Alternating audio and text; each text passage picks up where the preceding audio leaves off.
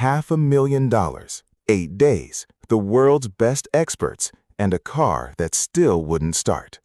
Vanessa Sterling built a billion-dollar empire before her 30th birthday, but she couldn't fix the one thing that mattered most to her. Her Bugatti Chiron, the most expensive machine she'd ever loved, sat cold and silent in her own garage while certified specialists from 3 continents argued in circles and billed her into oblivion. Then, a man in a beat-up pickup truck pulled through the wrong entrance by accident.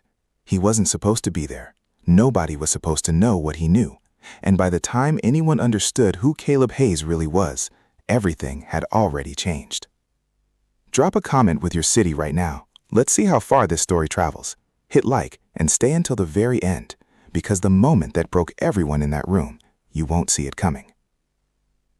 The Bugatti arrived on a Tuesday, or rather said it had been there since Tuesday, which was now 8 days ago, and in that stretch of time, it had not moved so much as an inch under its own power. It sat in Bay 3 of Sterling Prestige Motors' main service floor, like a sculpture someone had commissioned and then abandoned. All obsidian carbon fiber and polished chrome, the kind of machine that made grown men go quiet when they walked past it. Bay 3 had been cleared specifically for this car. The other bays had been reshuffled, 3 appointments rescheduled, 2 long-term clients quietly bumped with polite apologies and generous discount offers. The staff understood without being told that when Vanessa Sterling brought in her personal Bugatti Chiron Supersport, everything else became secondary. Not because she demanded it, she hadn't said a word. They just knew. The car was worth $4.2 million. More than that, it was the only thing in Vanessa Sterling's life that she had bought purely because she wanted it, not because it was strategic, not because it signaled something to investors or rivals or the financial press. She had written the check with no justification prepared, no ROI calculated, no positioning rationale built in advance. She had seen the car at an auction in Monaco 3 years ago, and something inside her chest had simply said yes, a full-body yes, that bypassed every analytical circuit she had spent a decade sharpening. For a woman who made every major decision through a lens of cold calculation, that moment had embarrassed her a little. She had bought the car anyway. Now it sat in her garage, dead. Vanessa was at her standing desk on the 4th floor when Marcus, her operations director, knocked twice and pushed the door open without waiting. He had worked for her for 6 years. He knew she didn't like being interrupted before 10, and he did it anyway, which told her immediately that whatever he was carrying wasn't good. "Kane's team," he said, stopping 3 feet inside the doorway. "They want another authorization." She didn't look up from her screen. "For what?" "They're recommending a full ECU replacement, secondary unit. They're saying the original diagnostic missed a potential firmware conflict between..." "Marcus? Yeah. How much?" He exhaled through his nose. $87,000. She finally looked up. "That would bring the total to $491,000, he said, and his expression made clear he wasn't any happier about the number than she was, give or take. Vanessa set down her pen. She had a very controlled face in meetings. She'd built that control deliberately over years because she'd learned early that a woman who showed frustration in a boardroom got labeled emotional, while a man who showed the same frustration got labeled passionate. But Marcus wasn't a boardroom. Marcus had seen her throw a coffee cup at a wall once, back in the early days when a supplier had lied to her face about a shipment. He wasn't scared of her face right now. 8 days, she said. "I know. They've had 8 days and $500,000, and the car still doesn't start. Vanessa, get Kane up here." She was already reaching for her phone. "I want to look at him when he explains this to me." Victor Kane arrived 17 minutes later, which was 14 minutes longer than it should have taken to walk from the service floor to the 4th floor, and Vanessa clocked every one of those minutes. He was the kind of man who made a point of not rushing. It was a power move she recognized because she had used versions of it herself when she was younger and more insecure. He was 53, heavy-set in the shoulders, with a carefully trimmed gray beard, and the particular kind of confidence that came from being genuinely expert at something for a long time. He had credentials that read like a European automotive almanac, certified by 3 different manufacturer programs, formerly on retainer for 2 Formula One teams. His name appeared in 2 trade publications as one of the top 20 hypercar diagnosticians in the world. He had charged her $48,000 a day for 8 days, and the car did not start. "Miss Sterling." He settled into the chair across from her desk without being invited to sit. "I understand there are concerns about the timeline." "There are concerns about a lot of things," she said. "Walk me through the ECU replacement recommendation." He did for 11 minutes. He walked her through it. The technical language precise and layered. The logic internally consistent. The conclusion reasonable enough that she couldn't find a clean thread to pull. She had a mechanical engineering background, undergraduate level, enough to follow the broad architecture of what he was saying without being able to challenge the specifics. He knew that, She suspected he was counting on it. When he finished, she was quiet for a moment. "Victor," she said, "I'm going to ask you something, and I want a straight answer." He inclined his head slightly. "Do you actually know what's wrong with my car?" The pause that followed lasted perhaps 2 seconds, which was about 1.5 seconds longer than a man who was certain would have needed. "We have strong indications," he said carefully, "that the issue is firmware related, and the ECU replacement addresses the most likely." "That's not a straight answer. It's the honest answer," he said, and for a fraction of a second, something shifted behind his eyes. Something that looked, if she was reading it right, like the edge of admission. "Diagnostics at this level involve a degree of $491,000, she said quietly. He didn't respond. "Authorize the ECU replacement," she said, "but I want it done by end of day tomorrow, and I want a guarantee." "Miss Sterling, I can't guarantee." "Then we have a different kind of problem." She looked back at her screen. "Marcus will see you out." She went down to the service floor herself that evening, after the building had mostly emptied out. She didn't make a habit of this. Being on the floor wasn't her job anymore, hadn't been in years, and she was self-aware enough to know that a CEO hovering over a repair team was more obstacle than asset. But it was 7:45 on a Thursday. The city outside was going dark in that particular Denver way, all purple mountains and electric amber grid, and she found herself standing in Bay 3, with her hands in the pockets of her blazer, looking at a car she loved and could not fix. She ran one hand along the rear quarter panel, just above the exhaust system. The carbon fiber was cool under her fingers. The car smelled like it always did, a faint mixture of synthetic rubber and precision-machined metal, and something else she had never been able to name, something that was maybe just the smell of raw engineered power, sitting very still. She had never been sentimental about objects. She had grown up without money, without the luxury of attachment to things, in a 2-bedroom apartment in Aurora, where the heat went out twice a winter, and her mother worked double shifts at a hospital billing office. The version of Vanessa Sterling who existed before the company had owned almost nothing of value, and losing things had never been the problem. The problem had always been not having them. So when she'd bought this car, she had told herself it was fine, that she had earned it, that it was just a machine. But standing in the empty bay now, she admitted to herself the way she only admitted things when nobody was around, that the car mattered to her in a way she hadn't quite planned on. And what bothered her most, what was keeping her in this building at 7:45 on a Thursday, instead of at home with a glass of wine and a contract review, wasn't just the money, it was the helplessness. She had built a company that solved problems. That was the core of it. Stripped of all the branding and press releases and investor narratives, Sterling Prestige Motors existed because Vanessa Sterling was better at solving automotive-adjacent problems than almost anyone else in the market. She had a gift for it. She had always had a gift for it, and she could not solve this. She heard footsteps on the epoxy floor behind her and turned.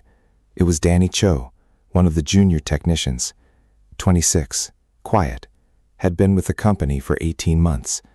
He was still in his work shirt, which meant he'd stayed late, which she noticed. "Sorry," he said, pulling up short when he saw her. "I didn't know anyone was still. I just came back from my phone. You're fine." She turned back to the car. "You've been on this job, some of it." He came closer cautiously, the way young employees did when they weren't sure if proximity was an invitation or an intrusion. "Kane's team has been running most of it. We've mostly been handling setup, teardown, that kind of thing. What do you think is wrong with it?" He blinked. It wasn't a question the junior technician expected from the CEO. "Me? You've had 8 days in proximity to this car. What's your read?" Danny was quiet for his moment, turning something over. She could see him calculating the professional risk of having an opinion that contradicted Kane's team. "I think," he said slowly, "that whatever it is, it's small. Like physically small. Because every time Kane's team has run the big diagnostics, everything comes back within normal ranges. Structurally, the car is fine, but something's stopping the ignition sequence from completing." He paused. "It reminds me of an issue I saw once on a much older car. Customer brought in a 67 Mustang that kept dying at idle.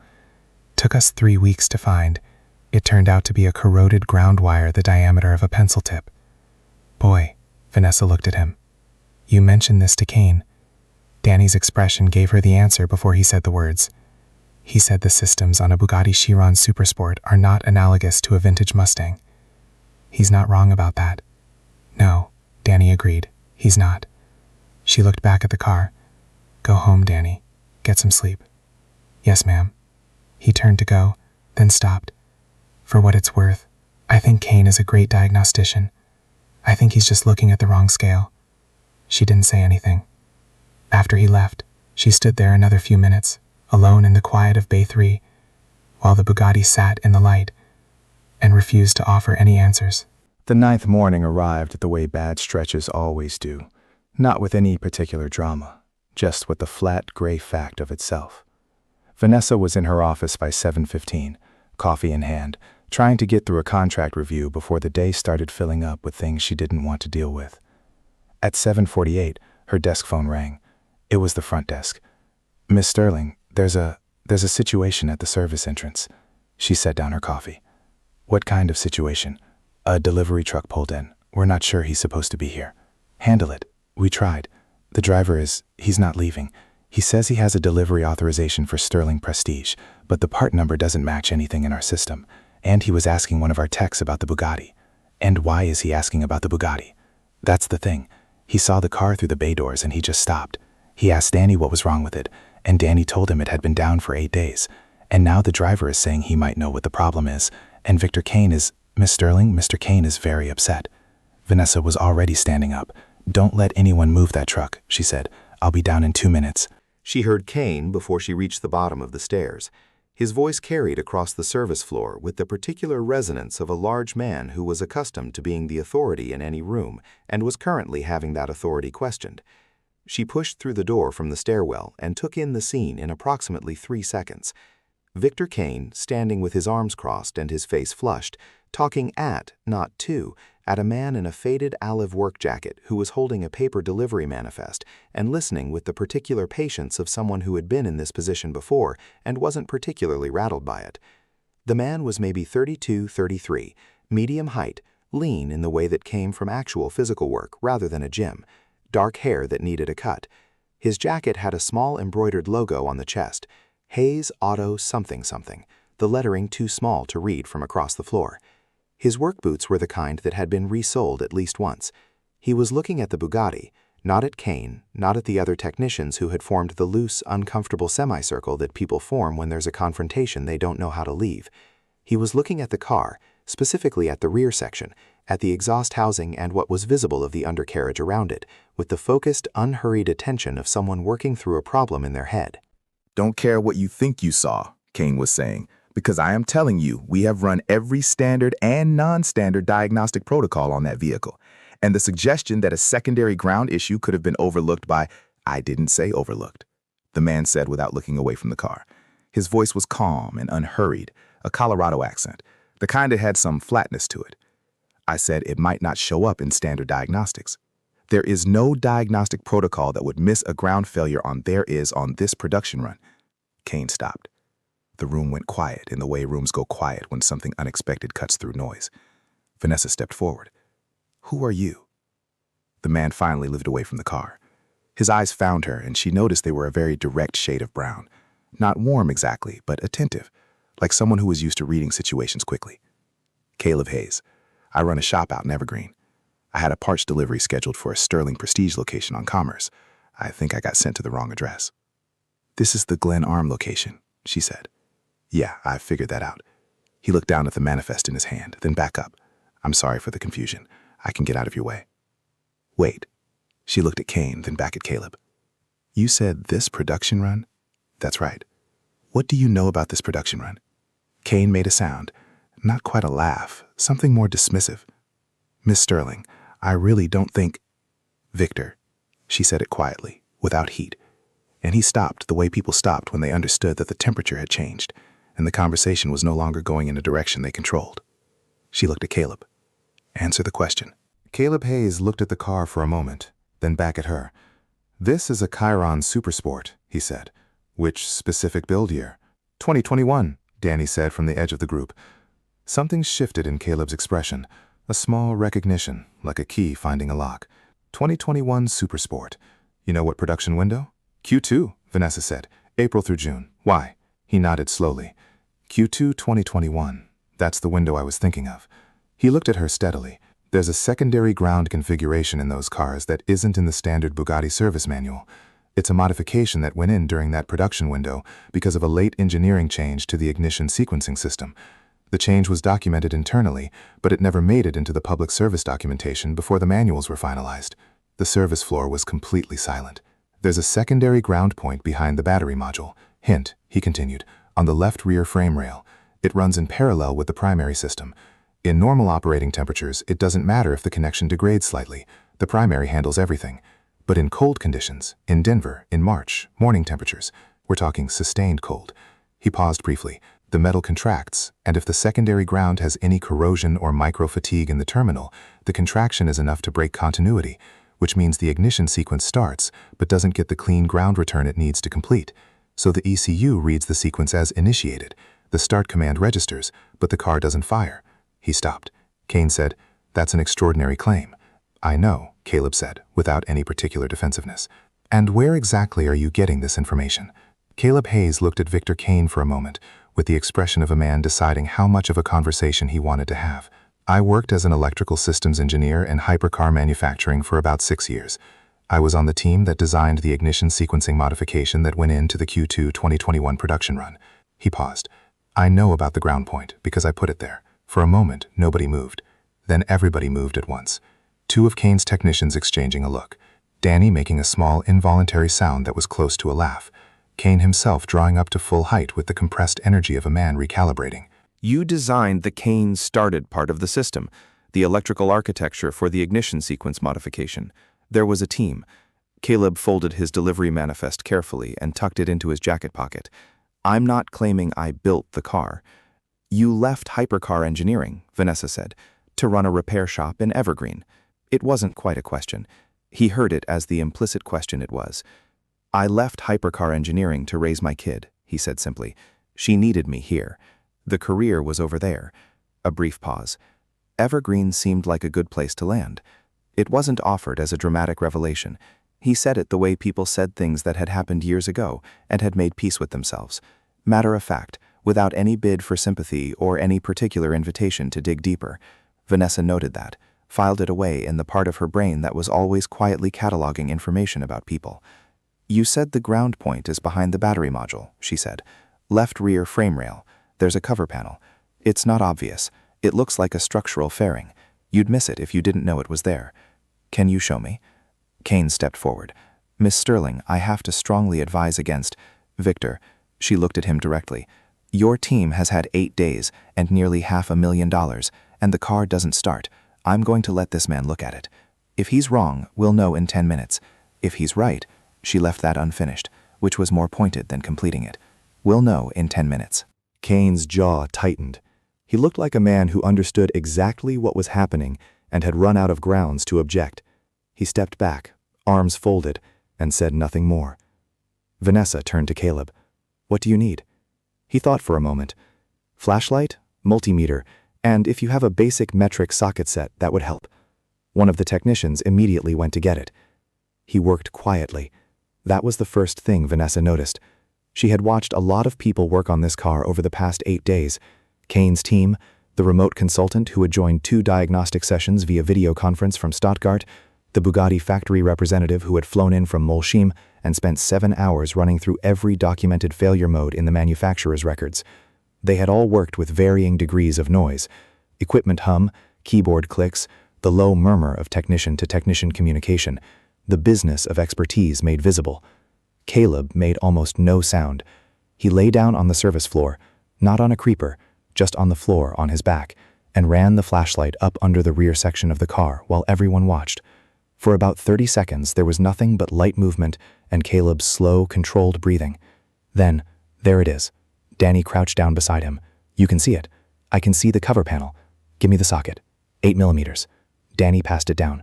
30 more seconds of careful movement, and then a small carbon fiber panel came loose. Caleb handed it out sideways without looking, and Danny caught it. The multimeter came next. Caleb checking resistance across the secondary terminal with the focused attention of someone reading a very specific number. He read it twice. He slid back out from under the car, sat up, and looked at the readout. "There you go," he said quietly to no one in particular. He turned the multimeter toward Vanessa so she could see the screen. She looked at the reading, and even with her undergraduate-level electrical knowledge, she understood enough to know the number was wrong, a resistance value far higher than continuity should produce. "The terminal has micro-corrosion," he said. "Cold morning temperatures, metal contracts, the contact breaks, secondary ground fails, ignition can't complete." He glanced up at Kane's team. "Your diagnostics probably showed the primary ground at full continuity, which is why everything came back normal. The secondary isn't in the standard test protocol." Nobody from Kane's team said anything. Caleb stood up, brushed the floor grid off his jacket, a practical, unself-conscious motion, and held out his hand. "Can I get a small wire brush and the contact cleaner? Whatever you have. 2 minutes."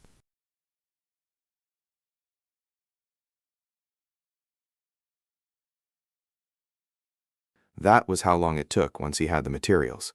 He cleaned the terminal, rechecked continuity on the multimeter, which now showed a number that was correct, and reassembled the cover panel with the unhurried precision of someone who had done this kind of work 10,000 times. He stood up again. He looked at Vanessa. "The repair is temporary," he said immediately before she could speak. "The terminal has microfractures in the copper. Cleaning it improves continuity, but the underlying material is degraded. It'll fail again in cold conditions. You need the factory replacement terminal assembly.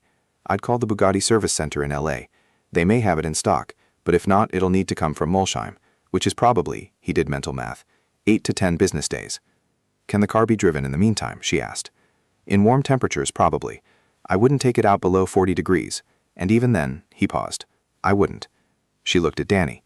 "Let's start it." Danny nodded and moved to the driver's door. He slid in, pressed the brake, and reached for the start button. The Bugatti Chiron, 16 engine, 8 liters, 16 cylinders. A machine that produced more power than most people would ever touch in their entire lives, came to life in an explosion of contained, organized violence. The sound it made was not like other cars. It was lower and more total, a vibration that was less about decibels, about mass. Sound as physical presence, sound that you felt in your back teeth and your sternum. It filled Bay 3 completely and bounced off the polished concrete walls. And Vanessa felt the fine hairs on her forearms stand up, which they did every single time she heard this engine, and she'd owned the car for 3 years. The Bugatti sat there, engine running, exhaust notes rising and stabilizing into a steady, brutal idle. $500,000. 8 days. The world's most credentialed specialists. And a man from Evergreen who'd driven to the wrong address had fixed it in under 12 minutes, with a flashlight, a multimeter, a socket wrench, and contact cleaner. The room did not erupt. There was no applause, no outburst. People just stood there looking at a running car that had been silent for 8 days, and the silence of the room against the sound of the engine was the loudest thing in the building. Victor Kane left without saying much. There was a conversation. Vanessa had it with him privately in the small conference room off the service floor, and it was not pleasant, but it was short. She told him the final invoice would be reviewed and that she would be in touch through Marcus. She kept her voice level throughout, which was harder than raising it would have been. Kane was not a stupid man, and he was not entirely without self-awareness. She could see under the professional defensiveness that some part of him understood that what had happened today was a legitimate failure, not of effort, but of scope. He had brought the right tools for the wrong problem. He had been looking for a catastrophic failure, because catastrophic failures were what his credentials were built to find. And he had missed a microfault in a secondary system that wasn't even in the service manual he was working from. It didn't make the money back. It didn't unwaste the 8 days, but it explained it, at least in a way that let her look at it clearly. "You couldn't have found it," she said near the end of the conversation, without knowing it was there. Kane was quiet for a moment. "No," he admitted. "Probably not." "That's the honest answer," she said. It was the same phrase he'd used with her the day before, and she watched him register it. "I appreciate that." After he left, she stood in the conference room for a moment alone, looking at the framed automotive prints on the wall, a Lamborghini Miura, a Gulf livery GT40, a Ferrari 250 GTO, and tried to locate the feeling underneath the day. She was relieved, obviously. The car was running. But the relief was sitting alongside something else, something more complicated, the flat, specific discomfort of having spent $500,000 on confidence and gotten very little in return. She had trusted credentials over instinct. She had evaluated Victor Kane's team by the weight of their reputation, and she had not considered that the edge of the problem might lie somewhere those reputations didn't reach. She had made the wrong call. She didn't make wrong calls often, and when she did, she tried to understand exactly where the logic had failed. The logic here was simple, and she didn't like it. She had filtered out the variables that didn't match her model of what expertise looked like. A man in a worn jacket who showed up in a delivery truck had been filtered before she'd ever laid eyes on him. She walked back out to the service floor. Caleb was at his truck. He had backed it up to the service entrance. An old Chevy Colorado, dark blue, maybe 2014 or 2015, with tool storage built into the bed and a rear bumper that had a repair weld visible from 20 feet away. He was loading his toolbox into the bed with the efficient movements of someone who had a schedule to keep. Vanessa crossed the floor. "Mr. Hayes?" He turned. He had that same attentive stillness, not guarded exactly, but contained, self-sufficient in a way that month's people weren't or had forgotten how to be. "Miss Sterling? You're leaving?" "I still have the commerce delivery to sort out." A small lift at the corner of his mouth, not quite a smile. "My dispatch is going to have questions. Can I ask you something first?" He waited. "When you walked in this morning," she said, "and Kane's team dismissed you, how did you handle that?" He considered the question. "Everybody gets dismissed sometimes," he said. "It wasn't personal." "It looked pretty personal from where I was standing." "Victor Kane is very good at what he does," he said, without any edge in it. "He just didn't know what he didn't know. Nobody told him about the Q2 modification because nobody thought it was relevant to a car built 4 years later." He paused. "The dismissal wasn't about me. It was about information." Vanessa looked at him for a moment. "I'd like to offer you a consulting contract," she said. "Temporary, for the repair completion, when the factory terminal comes in. I want someone who understands this specific car's electrical system to be in the room when the parts arrive." He looked at her steadily. "What are you offering? Name a rate." Something like amusement crossed his face very briefly. "I charge $2.20 an hour for a specialized consultation." "Done, Miss Sterling. The part will probably take 2 weeks. Call it 30 hours of work total, being generous. I'll authorize 40 to give you room." She paused. "Is there anything else you need?" Caleb Hayes looked at her for a moment with an expression she couldn't read cleanly. It wasn't reluctance, exactly. It was something more like evaluation. The same focused attention he'd given the car turned briefly on her. "I'll need to rearrange some things at the shop," he said finally. "I have 2 employees and a lot of scheduled work. I'll compensate for the disruption." He nodded once. Brief, decisive. "All right." He held out his hand. She shook it. His grip was firm and dry, and she noticed again the roughness of his palm, the specific texture of hands that had been doing real physical work for years, not the ceremonial handshake texture of boardrooms. "I'll have Marcus send the contract over this afternoon," she said. "That works." He turned back to his truck, then stopped with his hand on the door. "The car," he said, not turning around. "The reason it matters to you?" She waited. "It's not really about the car, is it?" She was quiet for a moment. "What makes you say that?" "You were down here last night," he said, "past 7, alone in the dark. Not running diagnostics, not reviewing reports, just standing next to it."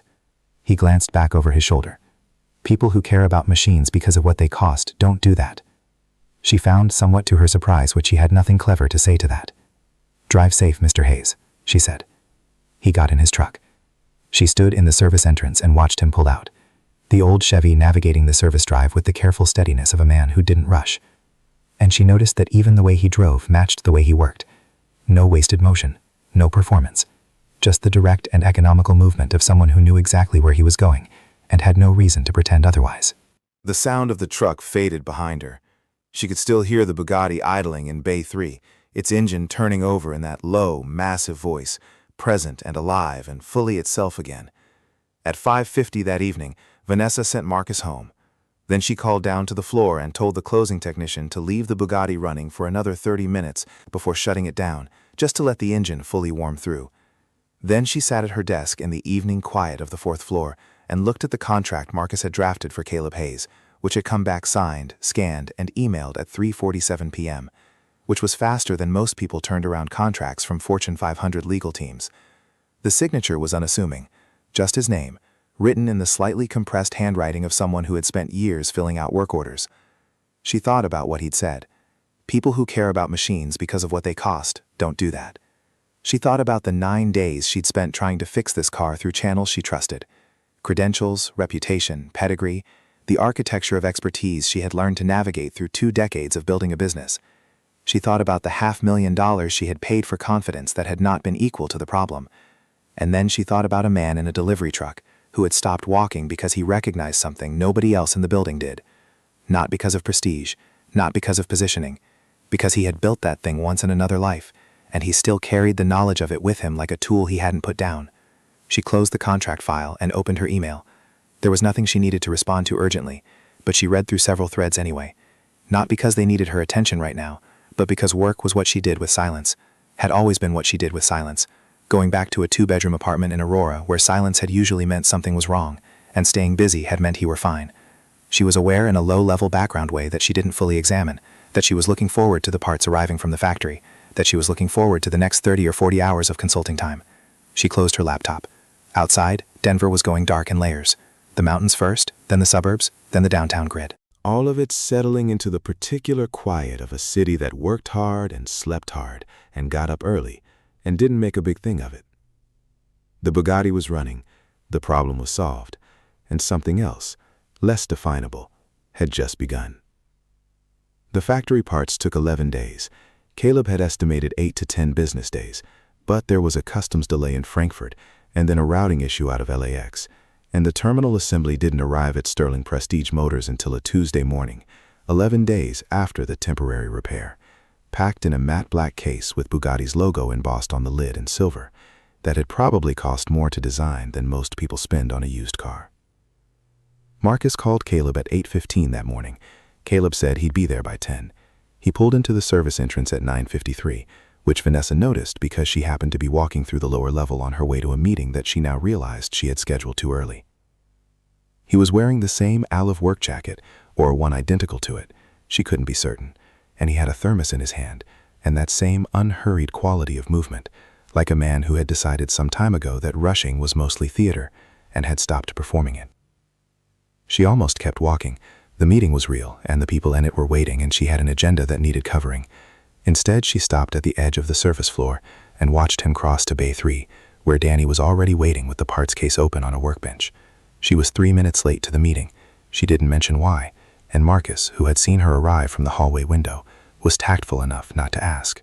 The repair took 4 hours and 20 minutes. She knew this because she checked the floor camera log that evening, not out of surveillance instinct, but out of the same low-level attention she'd been giving to anything involving Caleb Hayes since the morning he'd fixed her car in 12 minutes and then told her, without being unkind about it, that she'd been standing in her own garage in the dark because she was lonely for something she couldn't name.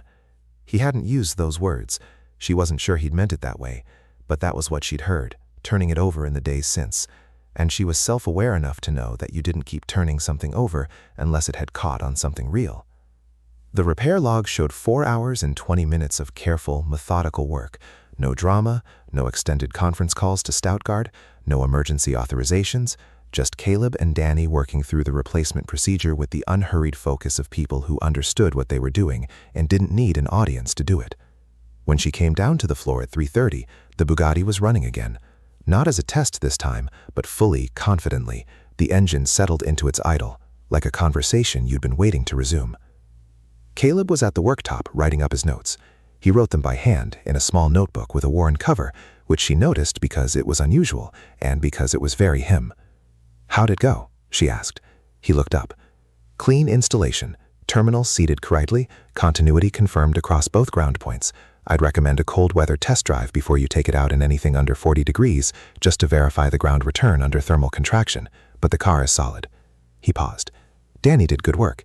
"He did," she agreed, and she meant it as more than reflex because Danny had told her himself after the first repair that he'd learned more watching Caleb work for 4 hours than he had in 6 months of Kane's team running diagnostics in the same bay. "I'll make sure he knows you said that." "He already knows," Caleb said. "I told him." She looked at him for a moment. "Most consultants don't bother." "Most consultants aren't trying to get better," he said, without any particular weight to it, and went back to his notes. She sat down on the stool across the work table from him, which was not something she usually did. She didn't usually sit in service bays in the middle of the afternoon when she had a full inbox waiting upstairs. She sat down anyway. Can I ask you something? He kept his pen. Sure. The shop in Evergreen? How long have you been running it? 6 years in August. You went from designing electrical systems for Bugatti to running a general repair shop in a mountain town. Yep, that's a significant gear change. Something moved across his face. Not quite amusement, not quite anything else. You could call it that. What would you call it?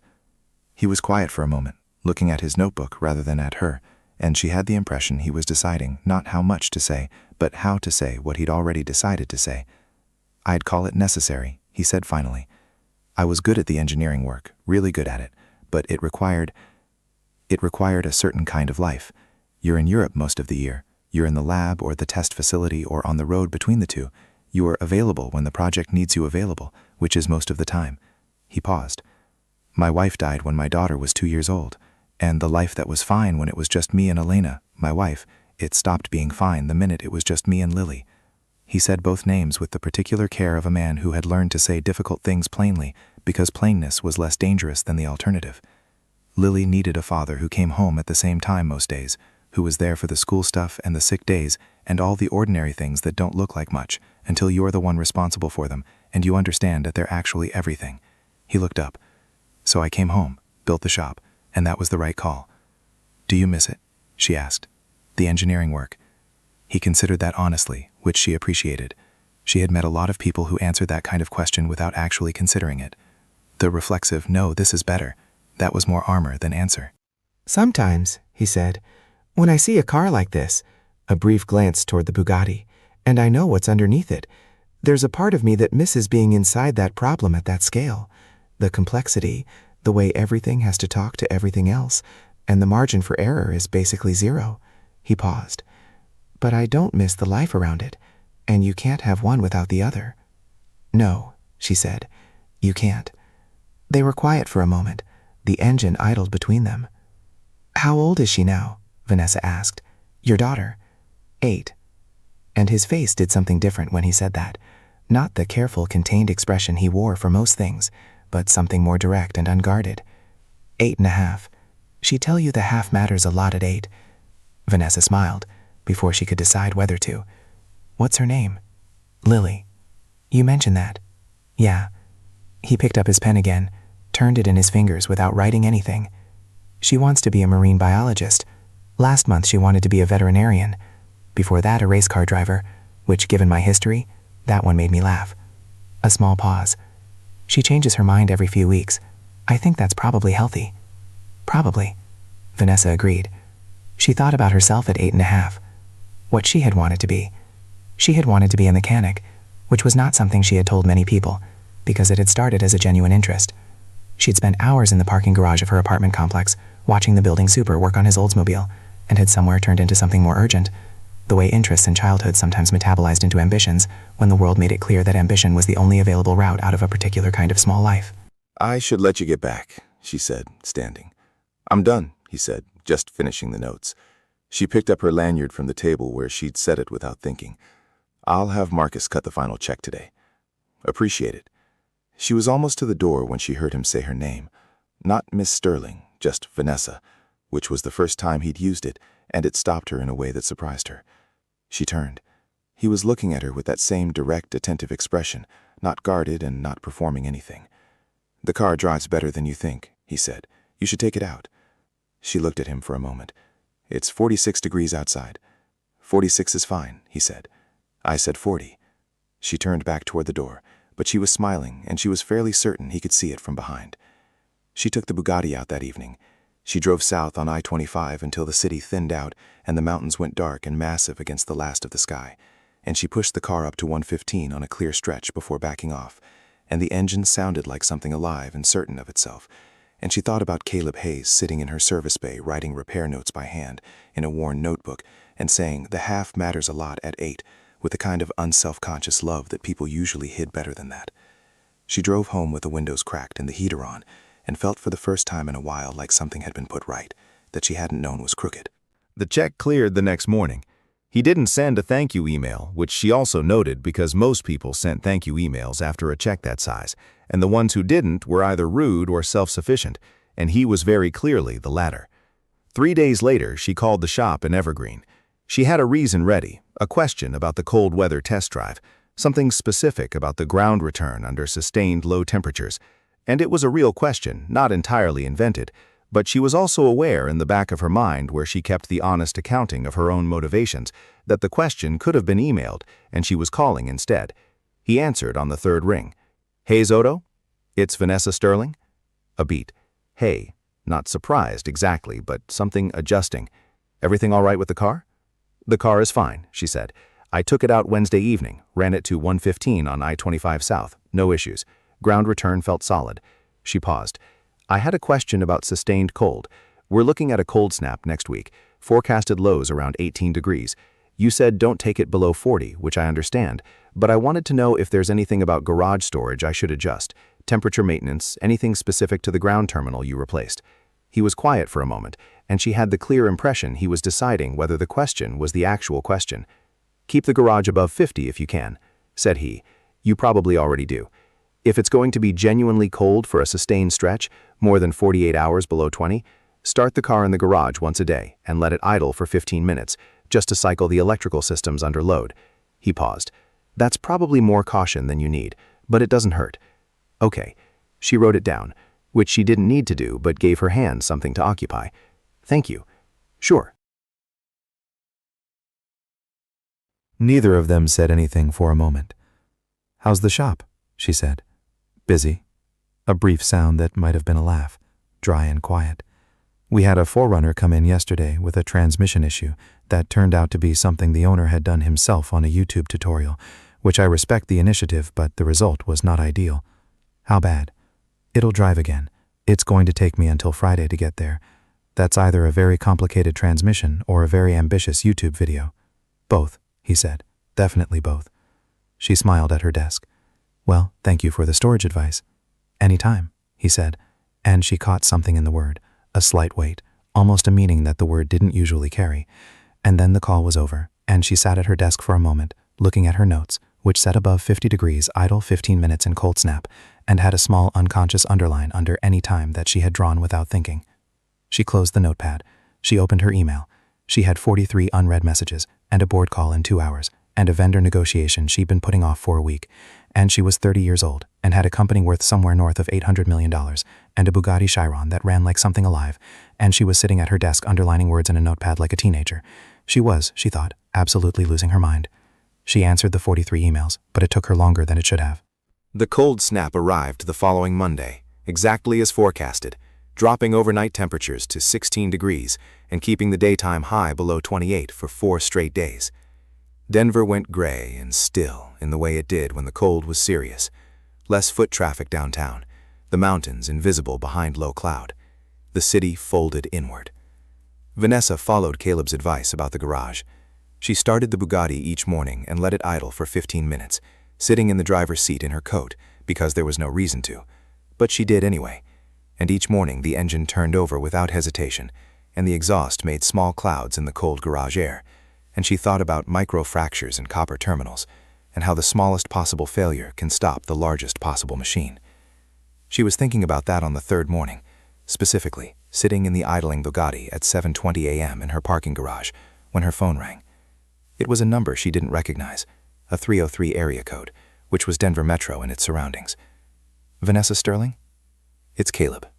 A pause. "Sorry, Caleb Hayes. I wasn't sure if you'd have the number." She hadn't. She'd called the shop line before, not a cell. "I've got it now." She paused. "Is something wrong?" "No, nothing's wrong."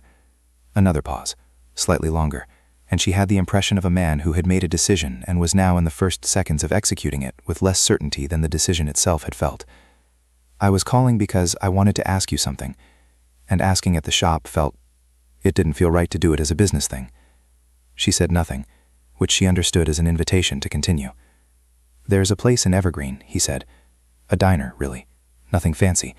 They do a specific green chili breakfast burrito that my daughter claims is the best thing in the state of Colorado. And she's been eating it since she was 4, so she has a strong evidence base. And I was going to take her on Saturday morning, which I do most Saturdays. And I thought—" He stopped briefly. "I thought maybe you'd want to come, if that's not a strange thing to ask." The garage was very quiet around the idling engine. "Is Lily going to interrogate me?" Vanessa asked, a beat. Then unexpectedly he laughed, a real laugh. Not the dry, contained sound from the phone call before, but something more open. "Almost certainly," he said. "She asks a lot of questions. I can warn her off if you want, but it probably won't fully work." "Don't warn her off," Vanessa said. "I like people who ask questions." He was quiet for a moment. Okay, he said. Saturday morning, 8:30. The place is called Maze. It's on Evergreen Parkway. You'll see it. There's a hand-painted elk over the door. I'll find it. All right. Another brief pause. Sorry for calling early. I was already up, she said, which was true. Drive safe.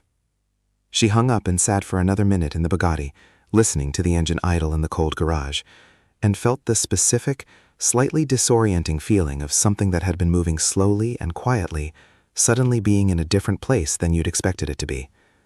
She had not had breakfast with anyone who was not a business contact in approximately 2 years. She had not voluntarily spent time with a child since her cousin's kid's birthday party in 2022, which had lasted 45 minutes before she'd gotten an emergency call that she had probably answered a little too readily. Saturday was 4 days away. She found herself looking at the 4 days as an obstacle, which was new information about herself and not entirely comfortable. The 4 days passed the way days passed when you were paying them too much attention, slowly and with the particular dragging quality of time that knows it's being watched. She had a full week, genuinely.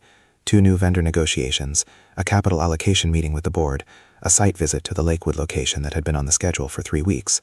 Work filled the hours the way it always did, efficiently and completely. And she was good at her job, and she knew it. And the days passed. On Friday evening, she sat on her couch with a glass of wine and her laptop open to a contract and the TV on low in the background. And she thought about what she was doing Saturday morning with a kind of uncomfortable clarity. Not about whether she wanted to go. She did, straightforwardly, in a way that she didn't have to analyze very hard, but about what she was doing in a larger sense, what she was walking into. She had dated over the years. She had had 2 relationships that had lasted more than 6 months, both of them with people in her industry or adjacent to it, both of them ending in the gradual quiet way that things ended when 2 people were too busy and too self-sufficient to maintain the momentum that a relationship needed. She hadn't been devastated by either ending, which had told her something about herself that she hadn't been sure was good. She was not by temperament someone who leaned into the unknown. She calculated risk. She assessed variables. She made informed decisions. Caleb Hayes was a variable she did not have complete information on, and she was driving to Evergreen on Saturday morning to have breakfast with him and his 8.5-year-old daughter at a diner with an elk over the door, and she had agreed to it on a phone call that lasted 4 minutes, and she had not calculated very much at all. She closed the laptop. She finished the wine. May's Diner was exactly what the name suggested, a squat, warm-windowed building on Evergreen Parkway with a hand-painted elk sign above the door that someone had repainted at least twice, the colors slightly mismatched in layers visible up close. The parking lot had 6 cars in it when Vanessa pulled in at 8:27, including the dark blue Chevy Colorado that she recognized before she recognized anything else. She sat in her car for approximately 30 seconds, which was long enough to notice that she was nervous in a specific, unfamiliar way. Not the controlled adrenaline of a high-stakes business situation, which she had learned to metabolize and use, but something quieter and more personal. The anxiety of a situation that had no strategy she could prepare, no agenda, no leverage point. She got out of the car. The diner smelled like coffee and green chili and something fried, and it had that particular lived-in warmth of places that had been feeding the same community for 20 years.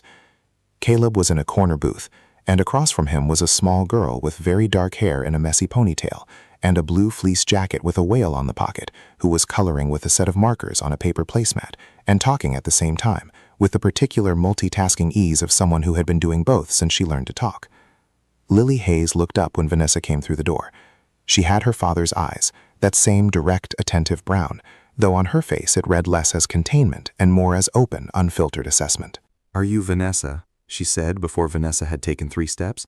"I am," Vanessa said. "Dad said you have a Bugatti." "Lily," Caleb said. "That's okay," Vanessa said, sliding into the booth. "I do have a Bugatti." Lily considered this with the seriousness of a scientist reviewing new data. "Is it the fastest kind?" "One of them." "How fast does it go?" "About 270 miles per hour, give or take." Lily's eyes went briefly impressively wide. Then she looked at her father. "That's faster than the plane we took to see Grandma." "Commercial aircraft cruise at about 560, Caleb said. "She wins at altitude." "Oh." Lily seemed to accept the defeat of the comparison and went back to her coloring. "Dad says you run a car dealership." "A specialty dealership," Vanessa said. "We sell and service high-end cars, like Bugattis, among others." "But you own one." "I do." Lily looked up again. "Do you drive it to work?" Vanessa paused. The honest answer was no. She drove a company Range Rover to work most days, because parking a $4 million car in downtown Denver felt like a decision that asked for attention she didn't want. The Bugatti was a weekend car, a mountain road car. Not usually, she said.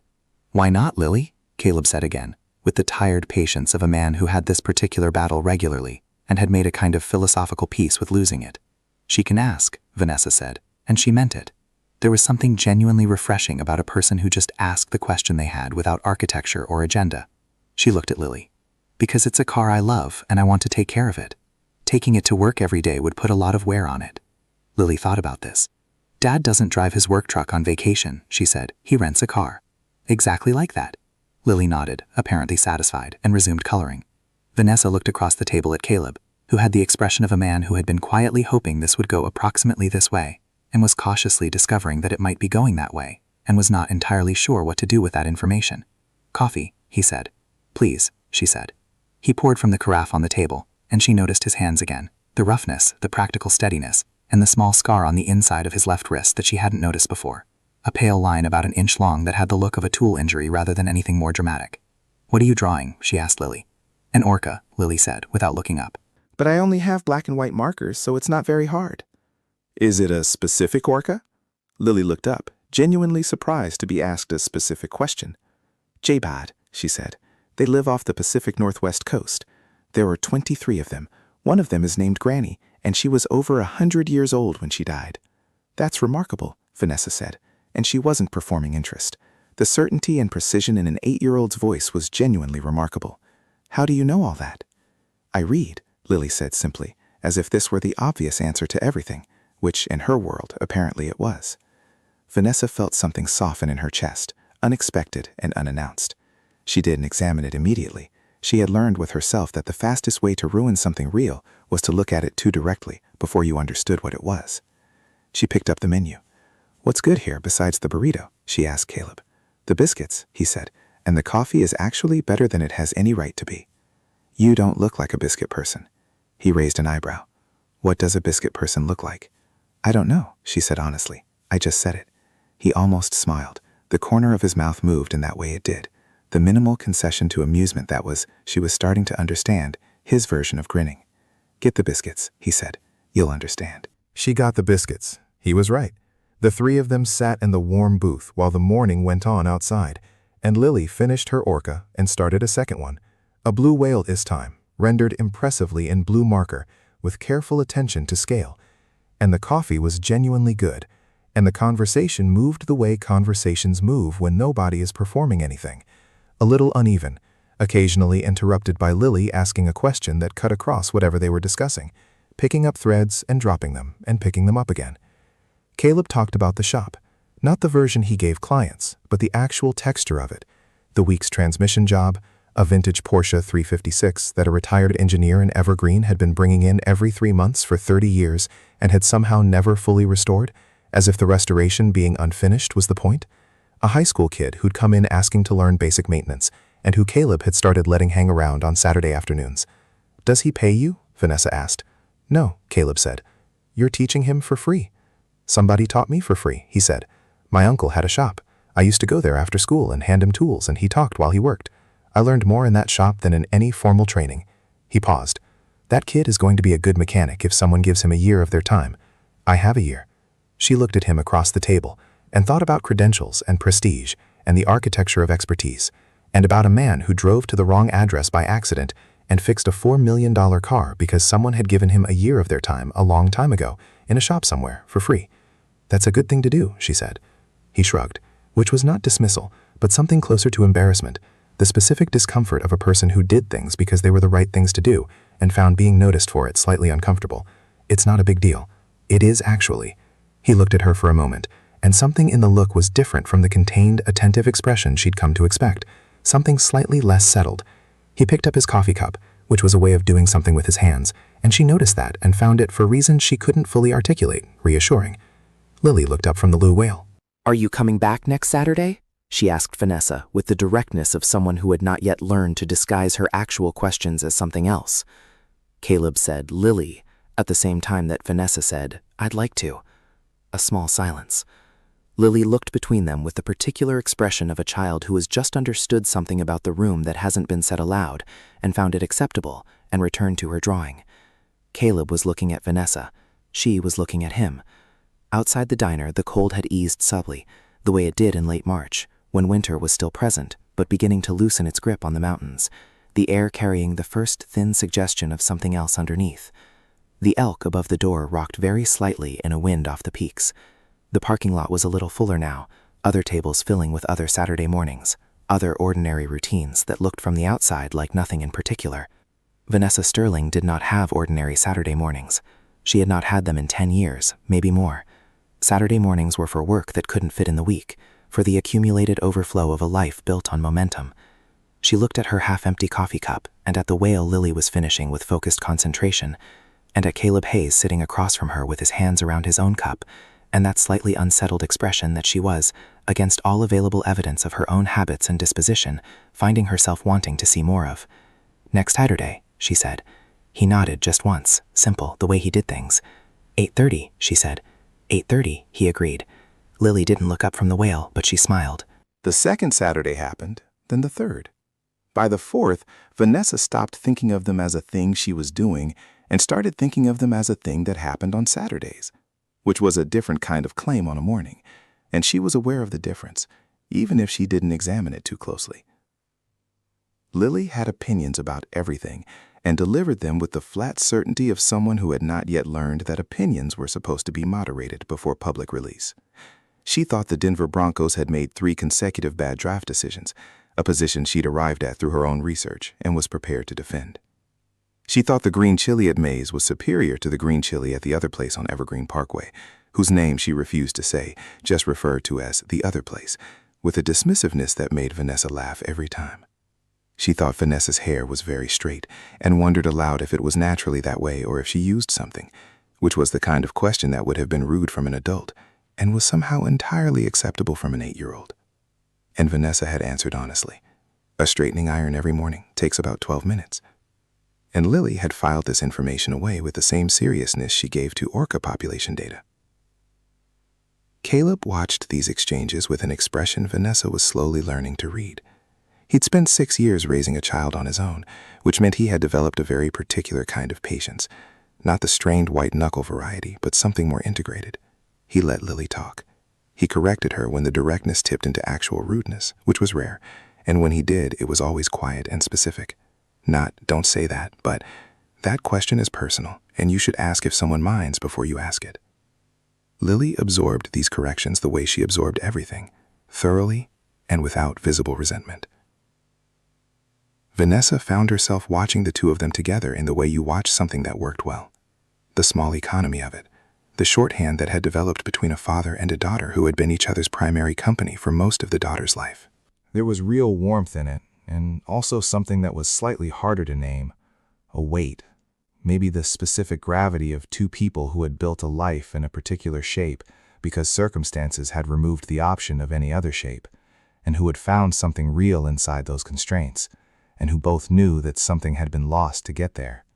She didn't ask about Elena directly, not in the first weeks. It didn't feel like the right kind of question for a booth at May's Diner, with Lily coloring between them, and she had enough self-awareness to understand that she was also maybe not entirely ready for the answer. What she knew was this. Elena Hayes had died 6 years ago when Lily was 2. Caleb had left Europe and brought his daughter back to Colorado. He had built a small life in a mountain town, and the life was real and it worked, and it had cost him something significant to build it, and he had paid that cost without complaint.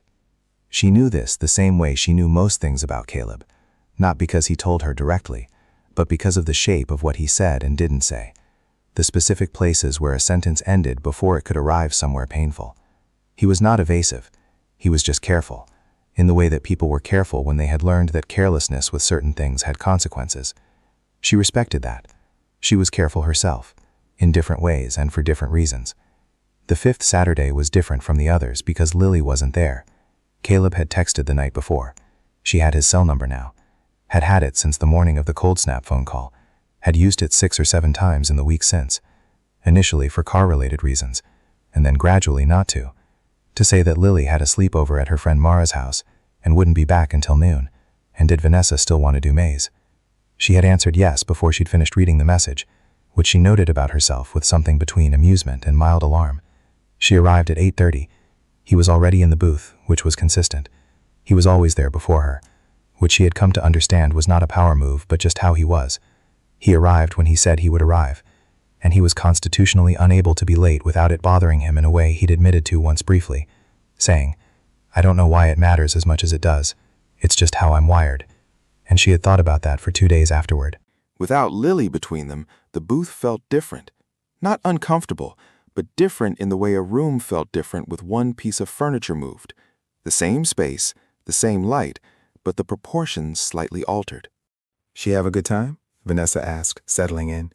She texted me at 11 last night to tell me they were watching a documentary about deep-sea fish. He poured her coffee. The words she used were incredibly disturbing, but I can't stop watching.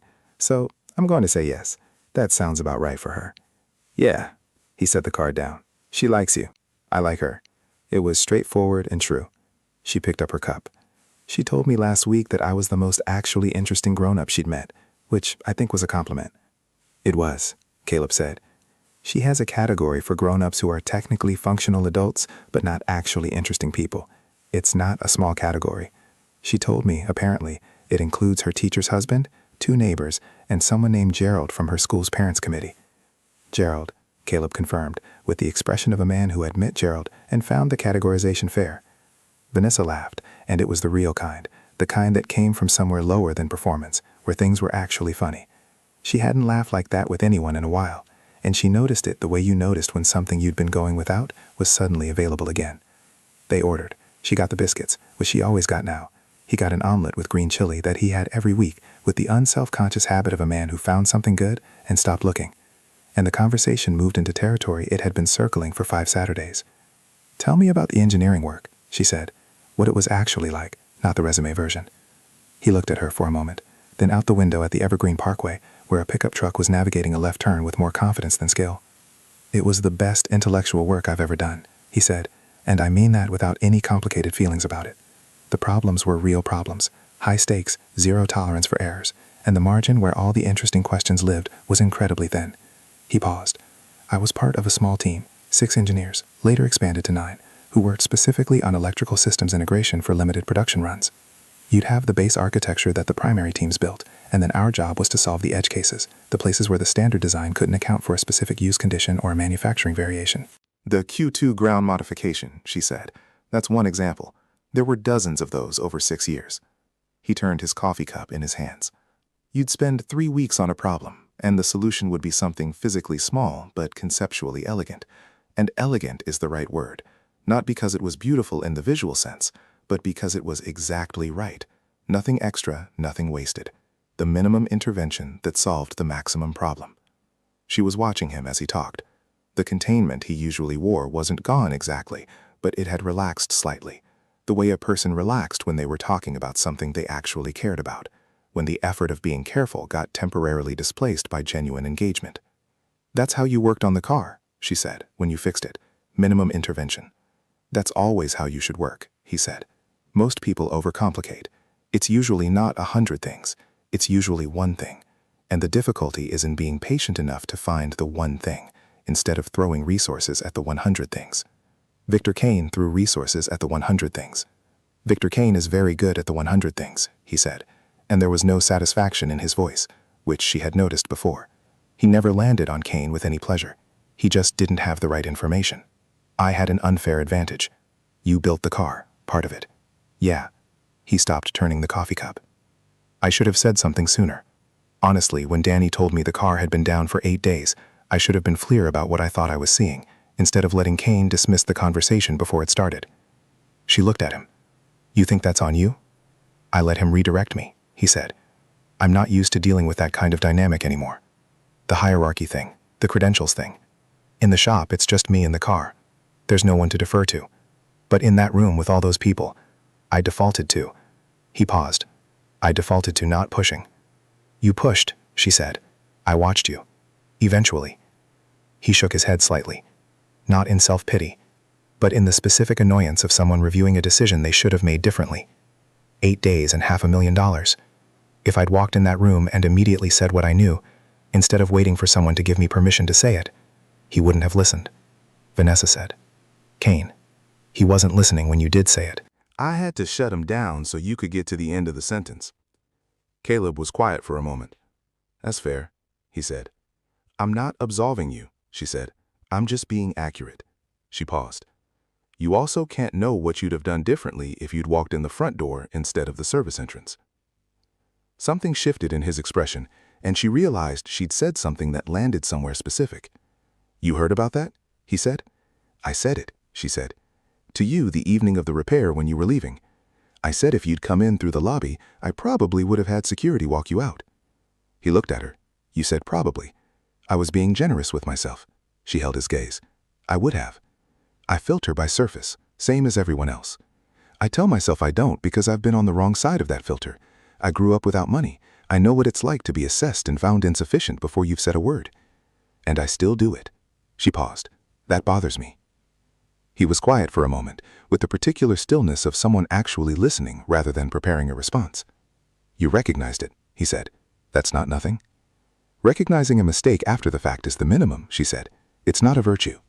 No, he agreed, but what you do with it after is... The food came. They ate and the conversation moved, and the morning went on around them with the easy noise of a diner in full Saturday swing. The short-order clatter from the kitchen, the low overlap of other people's conversations, the bell above the door every few minutes. It was ordinary in a way that Vanessa's life was not ordinarily ordinary. And she was aware of that, aware of sitting in it like something slightly unfamiliar that was becoming familiar. After the plates were cleared, Caleb refilled both cups and said without particular preamble, Elena was in automotive research. Vanessa looked up.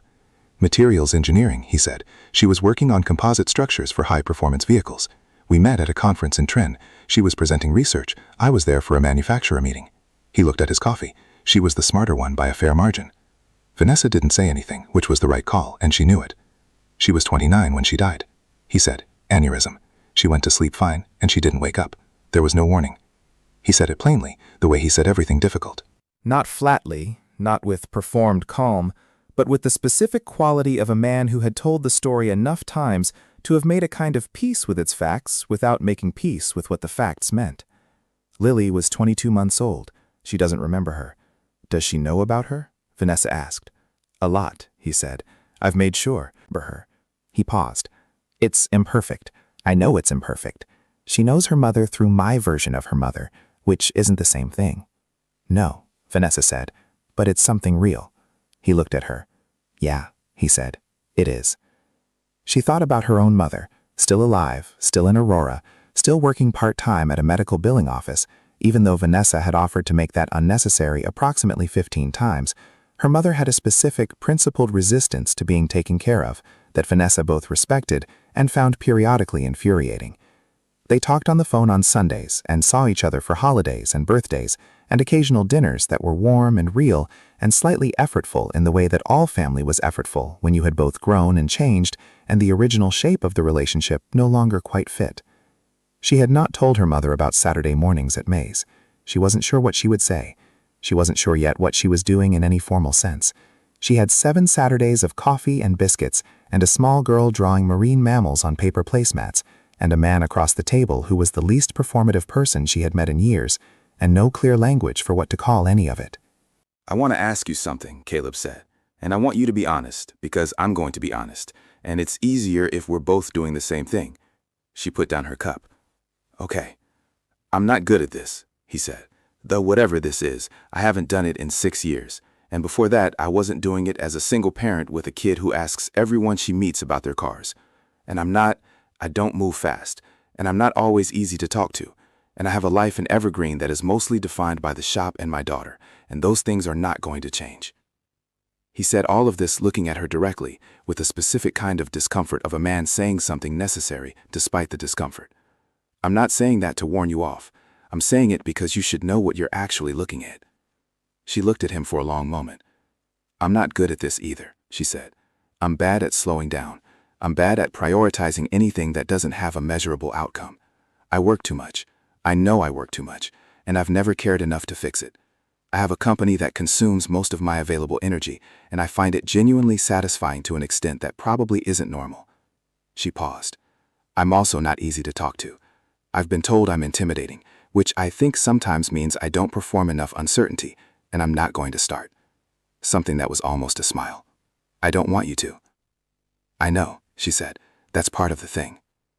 They looked at each other across the table, two people being accurately honest with each other in the way that was rarer than it should have been, and there was something in the plainness of it that felt more significant than a more elegant exchange would have. Okay, Caleb said. Okay, Vanessa said, which was not a declaration of anything in particular, and was at the same time clearly something. She drove back to Denver with the windows down, despite the cold, because the air off the mountain smelt like cold pine and something clean, and she thought about the way he'd said Elena was in automotive research as the opening of a door she had not pushed, but that he had opened anyway, and she understood that the opening of that door had cost him something, and that it was offered as something real. The drive was 40 minutes. She didn't put on music.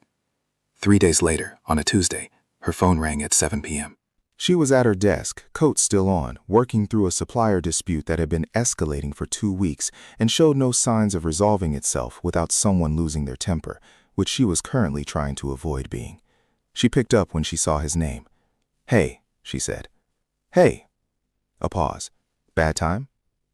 I'm in the middle of something annoying, but I'm glad for the interruption. What's up? Lily wants to know if you'd want to come to her school's science fair on Thursday evening. A brief pause. She's doing a project on orca communication patterns. She's been working on it for 3 weeks, and she's been very specific about who she wants there. Vanessa held the phone against her ear and looked at the supplier dispute email on her screen. What time? She said. 6 o'clock. It's at Bear Creek Elementary. The fair runs until 8. She had a board prep call on Thursday at 6, which she had scheduled herself, and which Marcus had sent 3 reminders about. I'll be there, she said. She moved the board prep call to 5 a.m. Friday, which Marcus discovered at 6:45 a.m. Wednesday, and which he documented in his notes as the evergreen effect, a term he used only in his own private records and never once said aloud.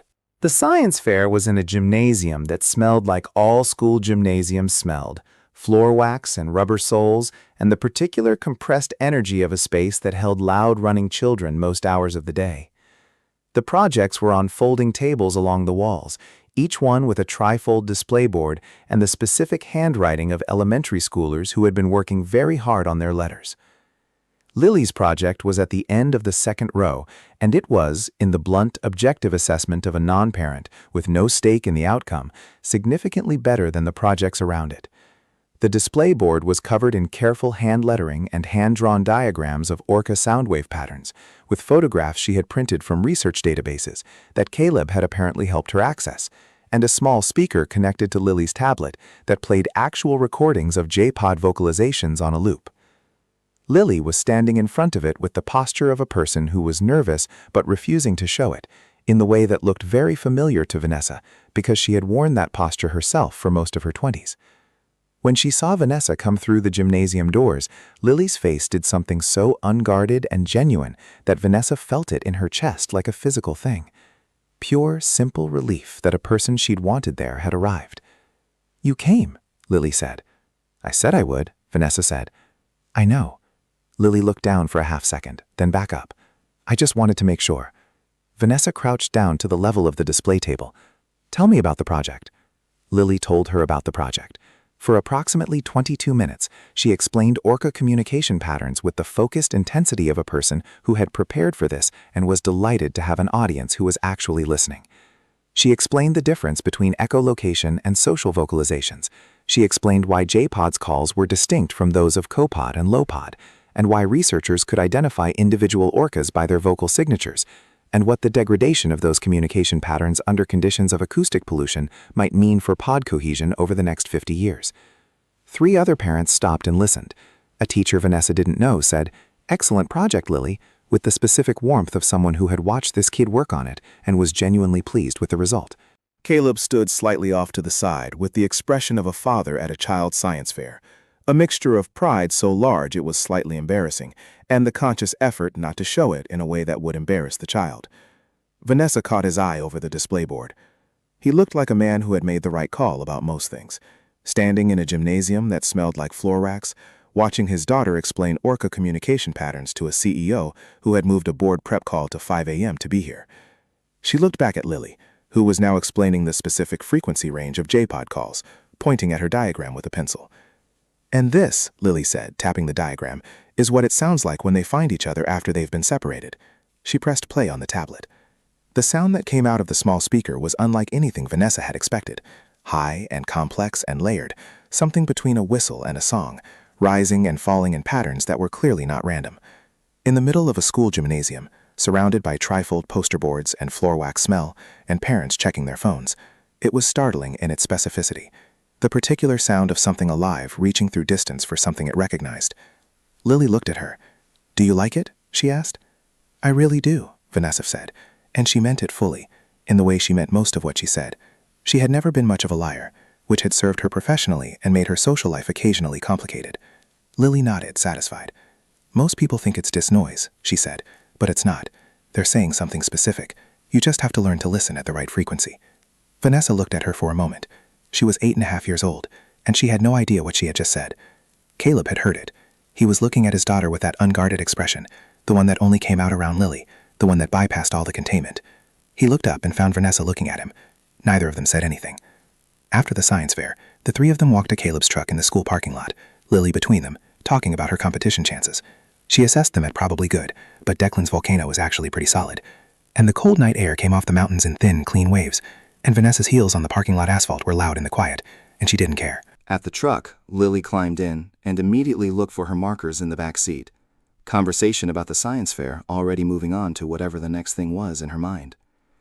Caleb stood at the driver's door and looked at Vanessa. "Thank you for coming," he said. "Don't thank me," she said. "I wanted to be here."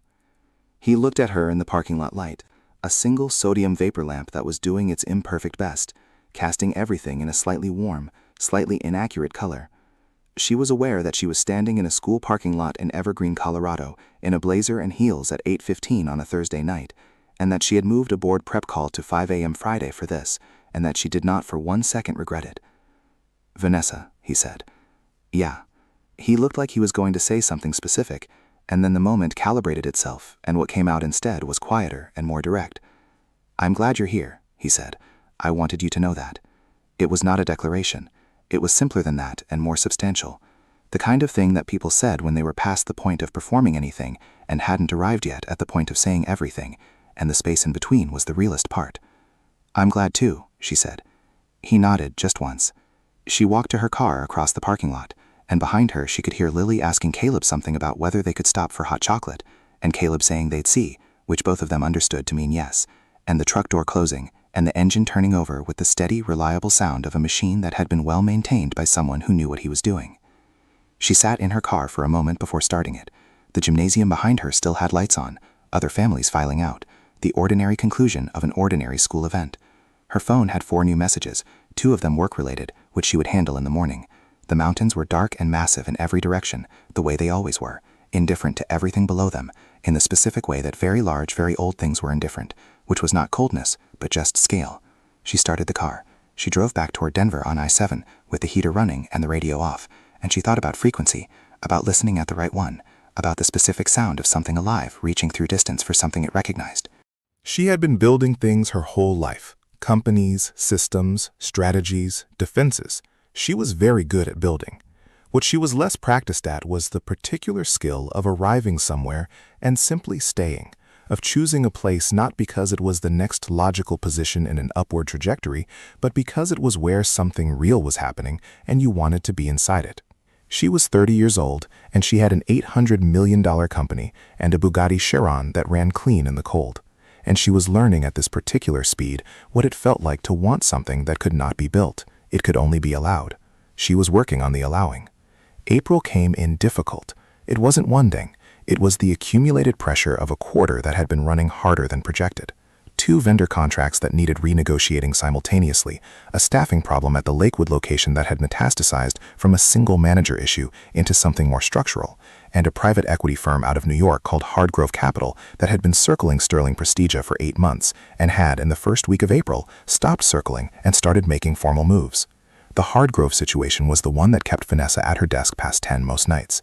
They were not hostile, the overtures were professional, the language was collaborative, the numbers they were putting on the table were serious enough that her board had started using words like fiduciary responsibility in a way that meant they wanted her to take the meetings. She took the meetings. She sat across from men in midtown hotel conference rooms, connected by video to Denver, and listened to their vision for Sterling Prestige's next phase, which was a vision that involved significant capital infusion and national expansion, and a governance structure that would, in the careful language of their proposals, leverage Vanessa's operational expertise within a broader strategic framework. She had been in business long enough to translate that. It meant they wanted the company and were willing to let her run it for a while until they didn't need her to anymore. She told Marcus after the third meeting that she wasn't selling. Marcus, who had worked for her for 6 years and had developed a precise instrument for detecting when her certainty was real versus when it was a position she was holding against internal pressure, wrote it down in his notes and didn't say what he was thinking, which was that the fact that she felt the need to say it aloud at all meant the pressure was getting to her. She didn't tell Caleb about Hardgrove. Not immediately. She wasn't sure why. She talked to him most days briefly, calls that started as check-ins about things that were technically work-adjacent and had gradually stopped pretending to be about anything except that she wanted to talk to him. She told him about the Lakewood staffing problem. She told him about a vintage Aston Martin DB5 that had come through the showroom and that she had walked past 3 times in one afternoon for no reason she was prepared to defend. She told him small things and large things, and things that fell in between. But Hardgrove she kept close, working through it alone. The way she worked through things that felt like they touched the center of something she wasn't ready to share the perimeter of. The company was not just the company. She had built it from a rented bay and 2 employees in a business plan she'd written in the Aurora apartment her mother still lived in, at the kitchen table, in the specific handwriting of someone who was going to make this work or run completely out of money trying. Hardgrove Capital acquiring Sterling Prestige was not the same as losing the company technically. In the board's language, it was an exit opportunity, a liquidity event, a strategic partnership. In her language, it was someone else's hands on something she had built with her own. And the fact that the hands were well-dressed and well-funded did not change what the word hands meant. She ran harder during those weeks, logged more hours, took fewer of the deliberate pauses she had been practicing since January. Marcus noticed. Danny noticed in his quieter way, and left a coffee on her desk one morning without being asked, which she found touching and slightly embarrassing. The Bugatti sat in the garage because the April schedule left no margin for evening drives, and she was aware of the irony that the car she had almost lost to a technical failure she hadn't understood was now sitting unused because of a business pressure she understood entirely too well. On a Friday evening in mid-April, she was still at her desk at 9:15 when her phone rang. She picked up before she checked the name. "Hey," Caleb said. "Hey." She leaned back in her chair. "Late for you. Lily's had a sleepover. The house is quiet." A brief pause. "You sound tired." "I'm fine." "That's not what I asked." She was quiet for a moment. Outside her window, Denver was doing what it did at 9 on a Friday. Active without urgency. The particular ease of a city that worked hard and spent its weekends with genuine intent. "It's been a rough few weeks," she said. "What's going on?" She almost deflected. She had the deflection ready, just the regular kind of busy, nothing dramatic, and she heard it prepared in her own head and chose not to use it. "There's a private equity firm that wants to acquire Sterling Prestige," she said. "They've been at it for months, but it got more serious in April. My board is not unsympathetic to the offer." "What do you want to do?" "Not sell." "Then don't." "It's not that simple," she said with a slight edge that she didn't fully intend. "There are fiduciary considerations, board dynamics, the fact that the number they're offering is..." She paused. "It's a real number. It's not a number I can dismiss without a real argument. And my argument is essentially that I built this thing, and I don't want someone else's vision for it, which is not a financial argument." "It doesn't have to be," Caleb said. "In a boardroom, it does." "Is it your boardroom?" She paused. "Technically." "Then make the argument you want to make," he said, "and let them respond to that one instead of the one you pre-weakened for them." She was quiet for a moment, turning that over. "You make it sound simple," she said. "I know it's not simple," he said. "I'm saying you're making it harder by preparing your own counter-arguments before you've made the argument." He paused. "You do that. I've noticed it. You come to a position, and then before you defend it, you already have 3 versions of why it might be wrong." That's called thorough analysis. Sometimes, he said. Sometimes it's just doubt looking for permission. The apartment was very quiet around her.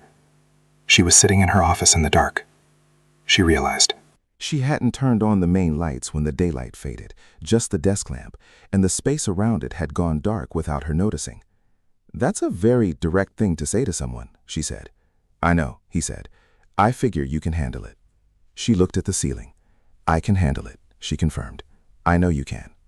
A pause, and his voice had something different in it. Not softer exactly, but less contained. "Vanessa, you built the company from nothing on your own before you were 30. The version of you that did that. She didn't argue herself out of her own positions. She was younger." Vanessa said she didn't know yet what could go wrong, and knowing what can go wrong stopped her from knowing what she wanted. It landed somewhere specific. She didn't answer immediately, which was its own answer. And he let the silence sit without filling it, which was something she'd come to rely on. The specific way he could be present in silence without needing to end it. "No," she said finally. "It hasn't stopped me. I'm just..." She exhaled. "I'm tired, Caleb. The way you get tired when you've been holding something at a distance, and the holding is starting to cost more than the thing itself." "Then put it down for a day," he said. "Come up here tomorrow. Lily wants to show you something she found at the creek. She won't tell me what it is.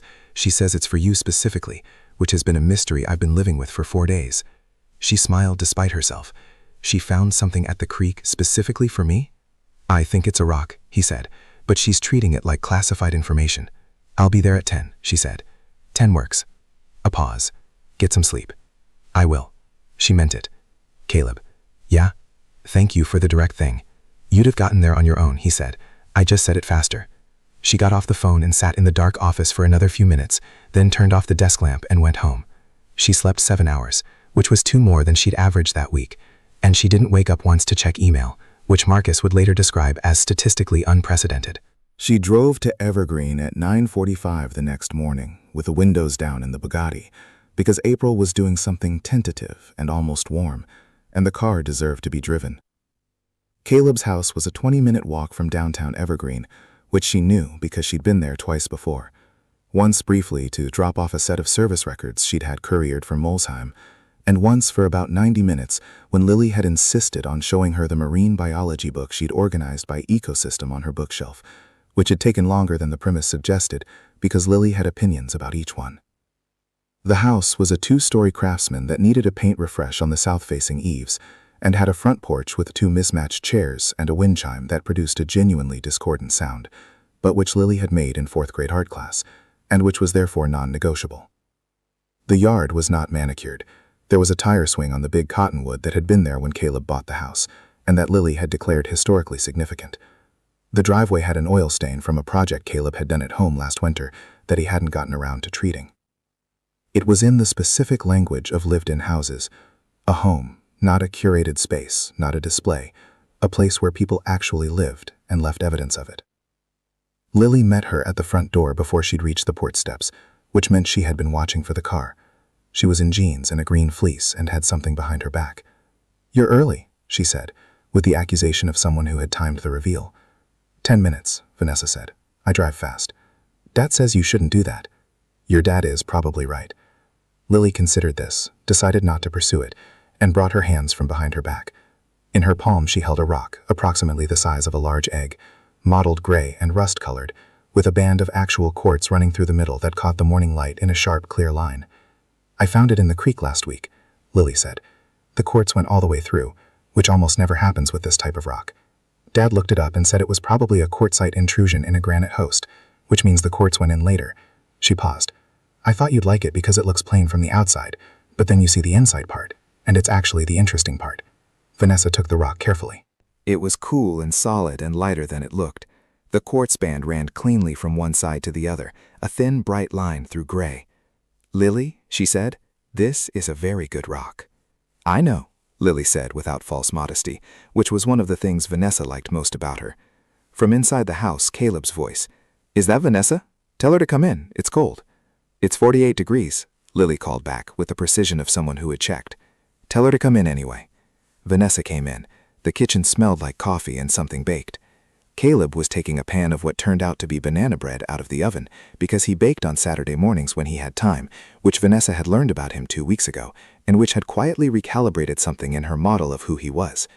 Not because it was surprising, but because it was so simply domestic and self-sufficient that it was almost startling in a man who also carried 6 years of hypercar electrical engineering in his hands. "You didn't have to do that," she said at the banana bread. "Lily wanted it," he said. I had the bananas." He looked at her briefly, the quick assessing look she'd learned to recognize, checking whether she'd actually slept, whether she was okay. "You look better," he said. 7 hours, she said. "Good." He set the pan on a cooling rack. "Coffee's ready." They ate banana bread at the kitchen table while Lily talked about the creek and the specific conditions under which the quartzite intrusion rock formation could have occurred, and a separate matter involving a dispute with her friend Mara about the correct pronunciation of a particular species of cetacean. And the morning had that particular unscheduled quality of a Saturday in a house where nobody had anywhere to be. Vanessa sat at the table in her jeans and the wool sweater she'd grabbed on the way out. Not the blazer, not the work clothes, the actual Saturday clothes she'd been slowly developing since January, when Saturdays had become something other than overflow workdays, and she turned the quartzite rock over in her fingers and thought about what Caleb had said the night before. She didn't argue herself out of her own positions. After Lily disappeared upstairs to her room for the project she declined to specify, Caleb refilled both cups and sat back down and looked at her. "What are you going to tell the board?" he asked. "I'm going to tell them I'm not selling," she said, "and I'm going to make the argument on its own terms." This company is not ready for a private equity governance structure, not because of my personal attachment to it, but because the operational culture we've built is the actual value driver. And PE acquisition of specialty retail and service businesses at this scale has a documented pattern of optimizing the financial metrics while degrading the thing that made the financial metrics possible. She paused. "That's the argument. It's a real one. I was dressing it up in other language because the real one felt too close to being personal." "It is personal," he said. "I know," she said, "but it's also correct." He nodded. "Those things can both be true." "They can," she said. "I just needed to separate them out enough to see that the correct part stood on its own." He looked at her across the table. "When's the board meeting?" "Thursday." "You'll be ready by Thursday?" "Yes," she said. It wasn't bravado. It was just accurate. He believed her, which she could see, and which mattered to her in a way that was slightly different from how other people's confidence in her mattered. Other people's confidence was useful. It was data. It was reinforcement. It moved through the ecosystem of her professional life and did its work there. His was something else, more personal in its cost, harder to discount when it was there and harder to ignore when it wasn't. "Caleb," she said. He looked at her. "I need to ask you something and I need you to answer it honestly, which I think you will anyway, but I want to say it first because it's an uncomfortable question." He set down his cup. "Okay. Is this..." She stopped, which was unusual for her, and she felt the stop happen and pushed through it. "I know what this is for me. I know that it's real and that it's become something I don't want to be without, which is a thing I don't say easily, but I don't always know how to read what this is for you. You're careful. I know why you're careful. I respect why you're careful, but sometimes I can't tell if the careful is just how you are or if it's distance." The kitchen was very quiet. Caleb looked at her for a long moment with that direct, attentive gaze, the one that she had first read as containment and had gradually understood was just the look of a man who was actually considering what he was about to say. "It's not distance," he said. "Okay, it's..." He stopped himself, which was unusual for him in the same way her stop had been unusual for her. He looked at his hands on the table, then back at her. "When Elena died, I stopped being a person who made plans beyond the immediate next thing, because the experience of making plans and having them taken from you, not even taken, just dissolved without warning, without any rational sequence, that's not something you recover from without changing something about how you move through the world." He said it carefully, not as an excuse, but as a fact he was putting on the table for her to look at. "So I do things close. I do the shop. I do Lily. I do the things in front of me. And when something new comes in," a brief pause, "when you came in, I move slowly, because moving slowly is what I know how to do right now. Not because I was unsure about you, because I was sure about you, and that was actually the scarier thing." She held that, being sure about someone again. She said, "Yeah," he said, "after you've been sure about someone, and then they were just gone." He looked at her directly. "It's not distance. It's I'm relearning how to be in something without holding the exit in my peripheral vision the whole time." She reached across the table and put her hand on his, which was neither impulsive nor calculated, but just the right thing to do in the moment she was in. His hand turned under hers, not pulling away, the opposite, fingers settling around hers with the careful deliberateness of someone who had decided. "I'm not going anywhere," she said. "I know," he said. "That's the part I'm working on believing." They sat there for a while, with the morning going on around them, the wind chime making its graceless sound on the porch, the cottonwood doing something noisy in a breeze off the mountain, the banana bread cooling on the rack.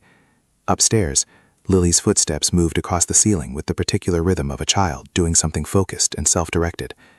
Neither of them moved to fill the silence. It was 2 weeks later when the other thing happened, which was the thing Vanessa had not planned for, and which arrived in the specific way that things arrived when you had been too busy managing one crisis to notice the approach of a different kind. She got the call on a Wednesday morning at 8 a.m. from a number she recognized as a Los Angeles area code she had seen before, but took a moment to place. She picked up while walking through the Sterling Prestige lobby.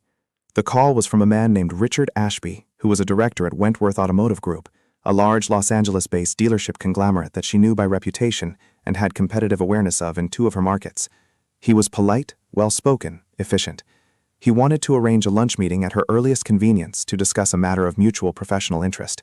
She said she'd have her office reach out to coordinate, which was not a yes and not a no, and got off the phone and stood in the lobby for a moment, turning the call over. She called Marcus. "Did you get anything from Wentworth Automotive recently?" she said. "No," Marcus said immediately, alert. "Why?" She told him about the call. There was a brief silence. "I'll look into it," he said. "How long ago did they call?" 4 minutes. "I'll have something by noon." What Marcus had by noon was a piece of intelligence that was either a coincidence or wasn't, and Vanessa spent the afternoon trying to determine which. Wentworth Automotive Group was a portfolio company. The majority stakeholder in its parent holding company was a private equity firm. The firm was Hargrove Capital. She sat with that for an hour, running it from different angles, and the picture it assembled was consistent regardless of the angle. Hargrove, having been told she wasn't selling, had gone to a different play. Lateral pressure through a market competitor.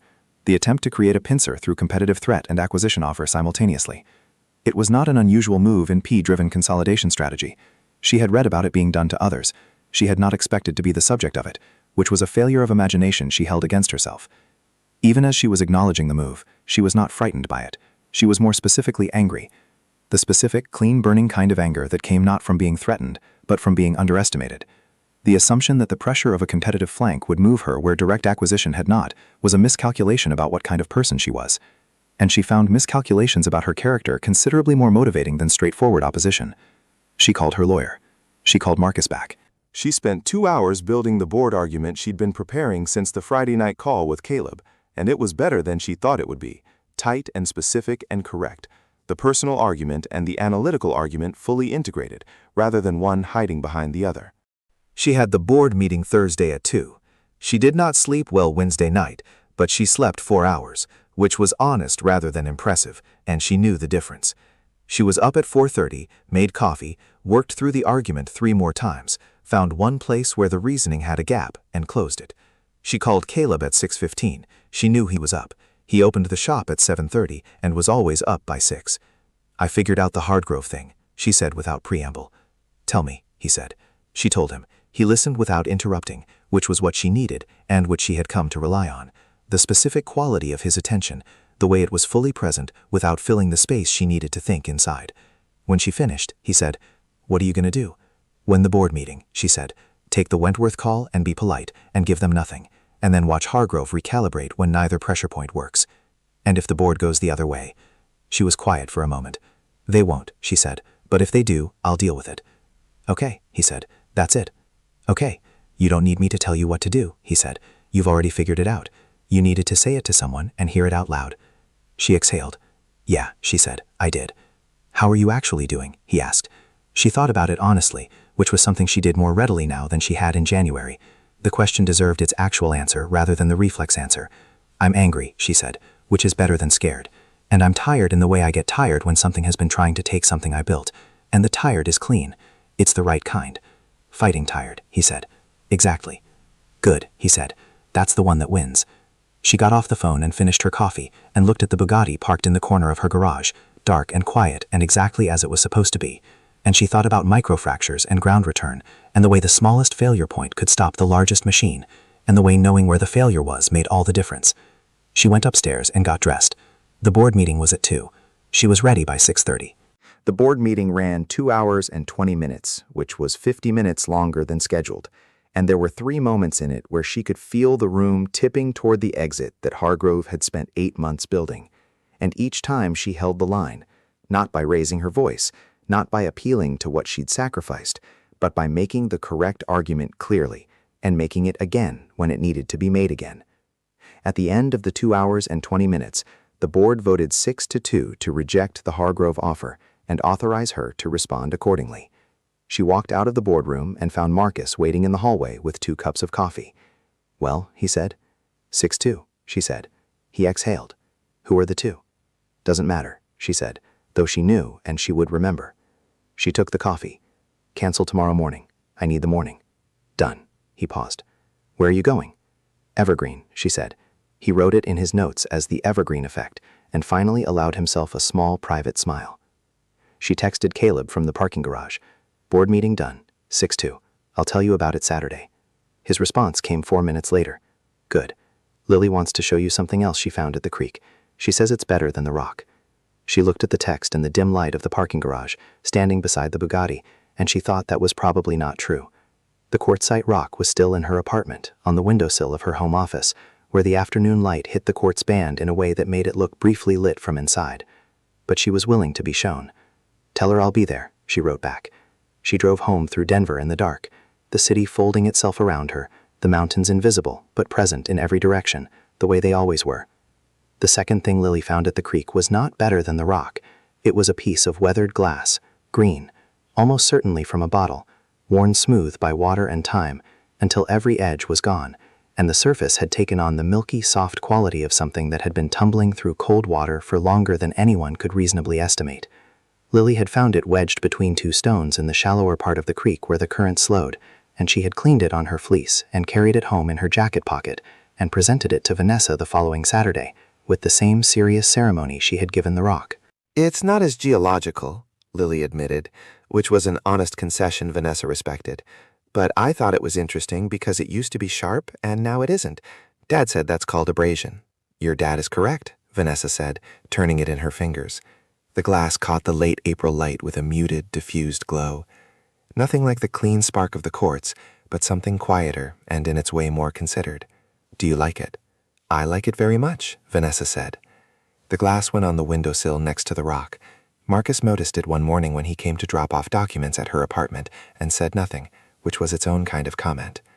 May arrived, and the pressure from Hargrove did not immediately dissipate, because these things never did immediately. They withdrew the formal offer following the board vote as she had expected, and the Wentworth contact went quiet after a polite, unrevealing lunch in which Vanessa gave away exactly nothing and confirmed exactly nothing and drove back to Denver on I-70 with the particular satisfaction of a person who had sat in a room and been completely themselves and let that be sufficient. But the residue of the pressure stayed in the business for a few weeks. 2 board members who had voted against her were careful in meetings in the specific way that people were careful when they were recalibrating, and she navigated that with the patient attention it required. She didn't punish the 2 votes. She simply kept doing the work and let the work be the argument.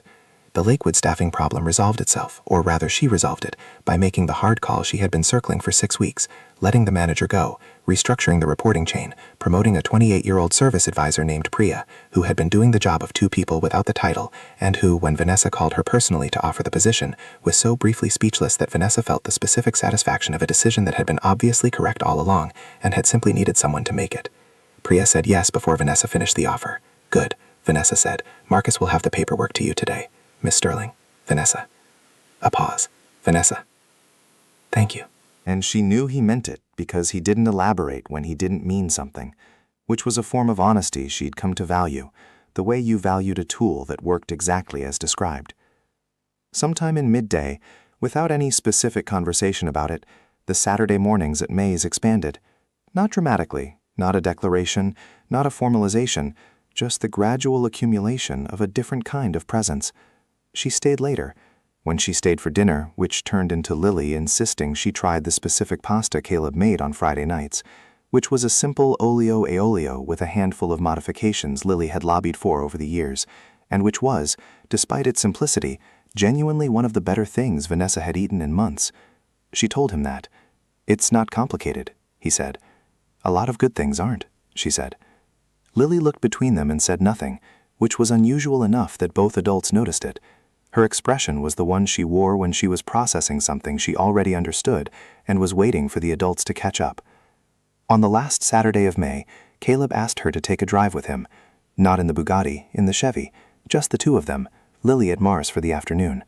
The mountain roads open and winding through pine and rock above evergreen, the kind of roads that existed specifically for a Saturday afternoon when you had nowhere to be, and a working vehicle and someone to be not nowhere with. He drove. She sat with the window down and her feet on the dash. She had never done this in anyone else's car in her adult life, and she wasn't fully sure what that meant, only that it didn't feel worth overthinking. And they went up into the mountains on a road that got narrower and steeper, and finally opened into a pull-off with a view west that was, in the plain and cliched and completely accurate truth of it, one of the more beautiful things she had seen. The Rockies went on in every direction, still carrying snow on the upper elevations, the afternoon light coming in at a long angle that turned everything gold and gray and sharp. Below them, Evergreen was invisible and Denver was invisible, and there was just the mountain and the road and the truck parked on the gravel shoulder with the engine ticking as it cooled. They sat on the truck's tailgate. The altitude was noticeable, a slight thinness to the air that reminded you where you were. "I come up here sometimes when I need to think," he said. What do you think about different things? He was looking at the view with the same quality of attention he gave everything, complete and unhurried. Elena, some of the time, in the early years it was most of the time, a pause. Decisions, whether the shop needs a third employee, whether Lily's math teacher is actually as ineffective as Lily claims. He glanced at her briefly. "You lately?" She looked at him. "What about me?" she asked. "Whether you're going to be okay," he said, "with all of it, the hard groove thing, the company, the speed you run at." He looked back at the view. "Whether what you have in Denver and what's happening up here, whether those things can exist together without one of them eventually consuming the other." She was quiet for a moment. The wind off the peaks moved through the pine around them with a low, continuous sound. "Is that something you're worried about?" "It's something I think about," he said, "which is different from worried." "What's the difference?" "Worried is when I've decided something is a problem," he said. "Thinking about it is when I'm still working out what it actually is." He looked at her. "You run very hard, Vanessa. I've watched you for 5 months. The way you talk about work isn't the way someone talks about a job. It's the way you talk about something you're in relationship with, like the company is another person you're responsible for." "That's not wrong," she said. "I know it isn't," he said. "I'm not asking you to change it. I'm asking if there's room." She understood what he was asking. Not for a timeline or a declaration or a rearrangement of priorities. Just the specific question of whether the life she'd built had the structural capacity for another person in it. A real person, not a peripheral one, not a weekend aversion, and whether she was actually willing to find out. She had thought about this. She had thought about it honestly, in the way she'd been trying to think about difficult things since that Friday evening in April, when she'd said, "I'm tired," in the way you get tired when holding something at a distance starts costing more than the thing itself. She had thought about what making room actually meant for a person who had organized her entire adult life around forward momentum, around the next problem, around the particular productivity of someone who had learned young that stopping meant falling behind, and falling behind meant the full, exhausted face of her mother doing the math. She had thought about all of that. "There's room," she said. "I'm not saying it's going to be easy, or that I'm going to get it right every time. I know myself well enough to know I'll disappear into work during bad stretches, and I'll be hard to reach, and I'll make decisions that feel unilateral even when I don't mean them to." She looked at him directly. "I'm not a person who doesn't have sharp edges, but I'm also not a person who wants to spend my life in a company's glass tower, having earned everything and chosen nothing." He looked at her. "I choose this," she said. "I want to be clear about that. Not as something that fits into my schedule, as something I'm choosing." The wind moved through the pines. Below them, somewhere on the road they'd driven up, A car passed and disappeared. Caleb reached over and put his hand over hers where it rested on the tailgate. Not dramatically, just the way he did things with quiet deliberateness and no performance. "I choose it too," he said. They stayed there until the lights started changing, and the temperature dropped in the particular way mountain temperatures dropped when the sun got low, quickly and without negotiation. And they got back in the truck and drove down the mountain the same way they'd come up, without rushing, without filling the silence with anything it didn't need. It was not a resolution of everything. Real things were not resolved in a single afternoon on a mountain road. They both understood in the way that adults understood things. They had been taught by loss and difficulty, and the specific education of having made mistakes they couldn't undo, that what they were choosing was the ongoing work of it, not the completion. There were going to be hard months. There were going to be moments when the distance between Denver and Evergreen felt like a decision rather than a geographic fact, when her work swallowed the calendar and his instinct was toward privacy rather than conversation, when Lily's needs intersected with their needs and the intersection was complicated. They knew all of that. They chose anyway. June was the month that things stabilized. It was not dramatic. It was just the ordinary evidence of things that had been in motion finding their level. The board settled. The Lakewood location under Priya's management had its best month in 18 months. Hardrove Capital moved on to other targets, which Marcus tracked with the quiet satisfaction of a man who had maintained a running document of their moves for 8 months and was now filing it away. The vendor contracts were renegotiated on terms that were fair rather than favorable, which Vanessa accepted because fair was sustainable and favorable wasn't always, a distinction she had learned to make over years of watching other people learn it the expensive way. She started taking Saturday mornings fully off, not mostly off, not off except for the urgent things, but fully. Phone on because she was not a person who turned her phone off and didn't pretend to be, but with the genuine intention of being somewhere other than the problem. Marcus adjusted the schedule around it. He did not make a thing of it. He simply restructured the calendar so that Saturday mornings existed as what they were, which was the kind of operational support that was worth considerably more than its description. She told her mother about Caleb in early June on one of their Sunday phone calls. Her mother was quiet for a moment after she described him, the shop in Evergreen, the daughter, the history in European engineering, the way he fixed her car, the way he looked at his kid at a science fair. "He sounds like a serious person," her mother said. "He is," Vanessa said. "Are you being careful?" "I'm trying not to be too careful," Vanessa said, which was not the answer her mother expected, but was the honest one. Another pause. "That's probably right," her mother said, which was the closest thing to unsolicited approval Vanessa had received from her in several years, and which she held on to with the specific appreciation of a person who knew what it had cost to say. She brought her mother to Evergreen at the end of June, not announced as anything, not framed as an introduction or an occasion, just a Saturday morning at Mays, which had been a Saturday morning at Mays for 4 months now, with one additional person. Her mother, Dorothy Sterling, was 61 years old and had worked in hospital billing for 30 years, and had raised a daughter on her own in a 2-bedroom apartment, and had watched that daughter build something from nothing, and had never once asked Vanessa to be anything other than exactly what she was, which was a thing Vanessa had not always fully understood was rare, and was only beginning to properly appreciate. Dorothy and Lily met each other with the same directness, Lily because she was 8 and didn't know how to be indirect, Dorothy because she was 61 and had stopped seeing the point. Lily asked Dorothy about her job, and Dorothy asked Lily about Orcus, and by the time the food arrived, they were in an involved discussion about healthcare system inefficiencies that Vanessa would not have predicted, and which Caleb met with an expression of genuine entertained disbelief. "Is this normal?" he said quietly to Vanessa, while Dorothy was explaining the billing process for emergency room visits to a child who was listening with total focus. "My mother talks to everyone like they're adults," Vanessa said.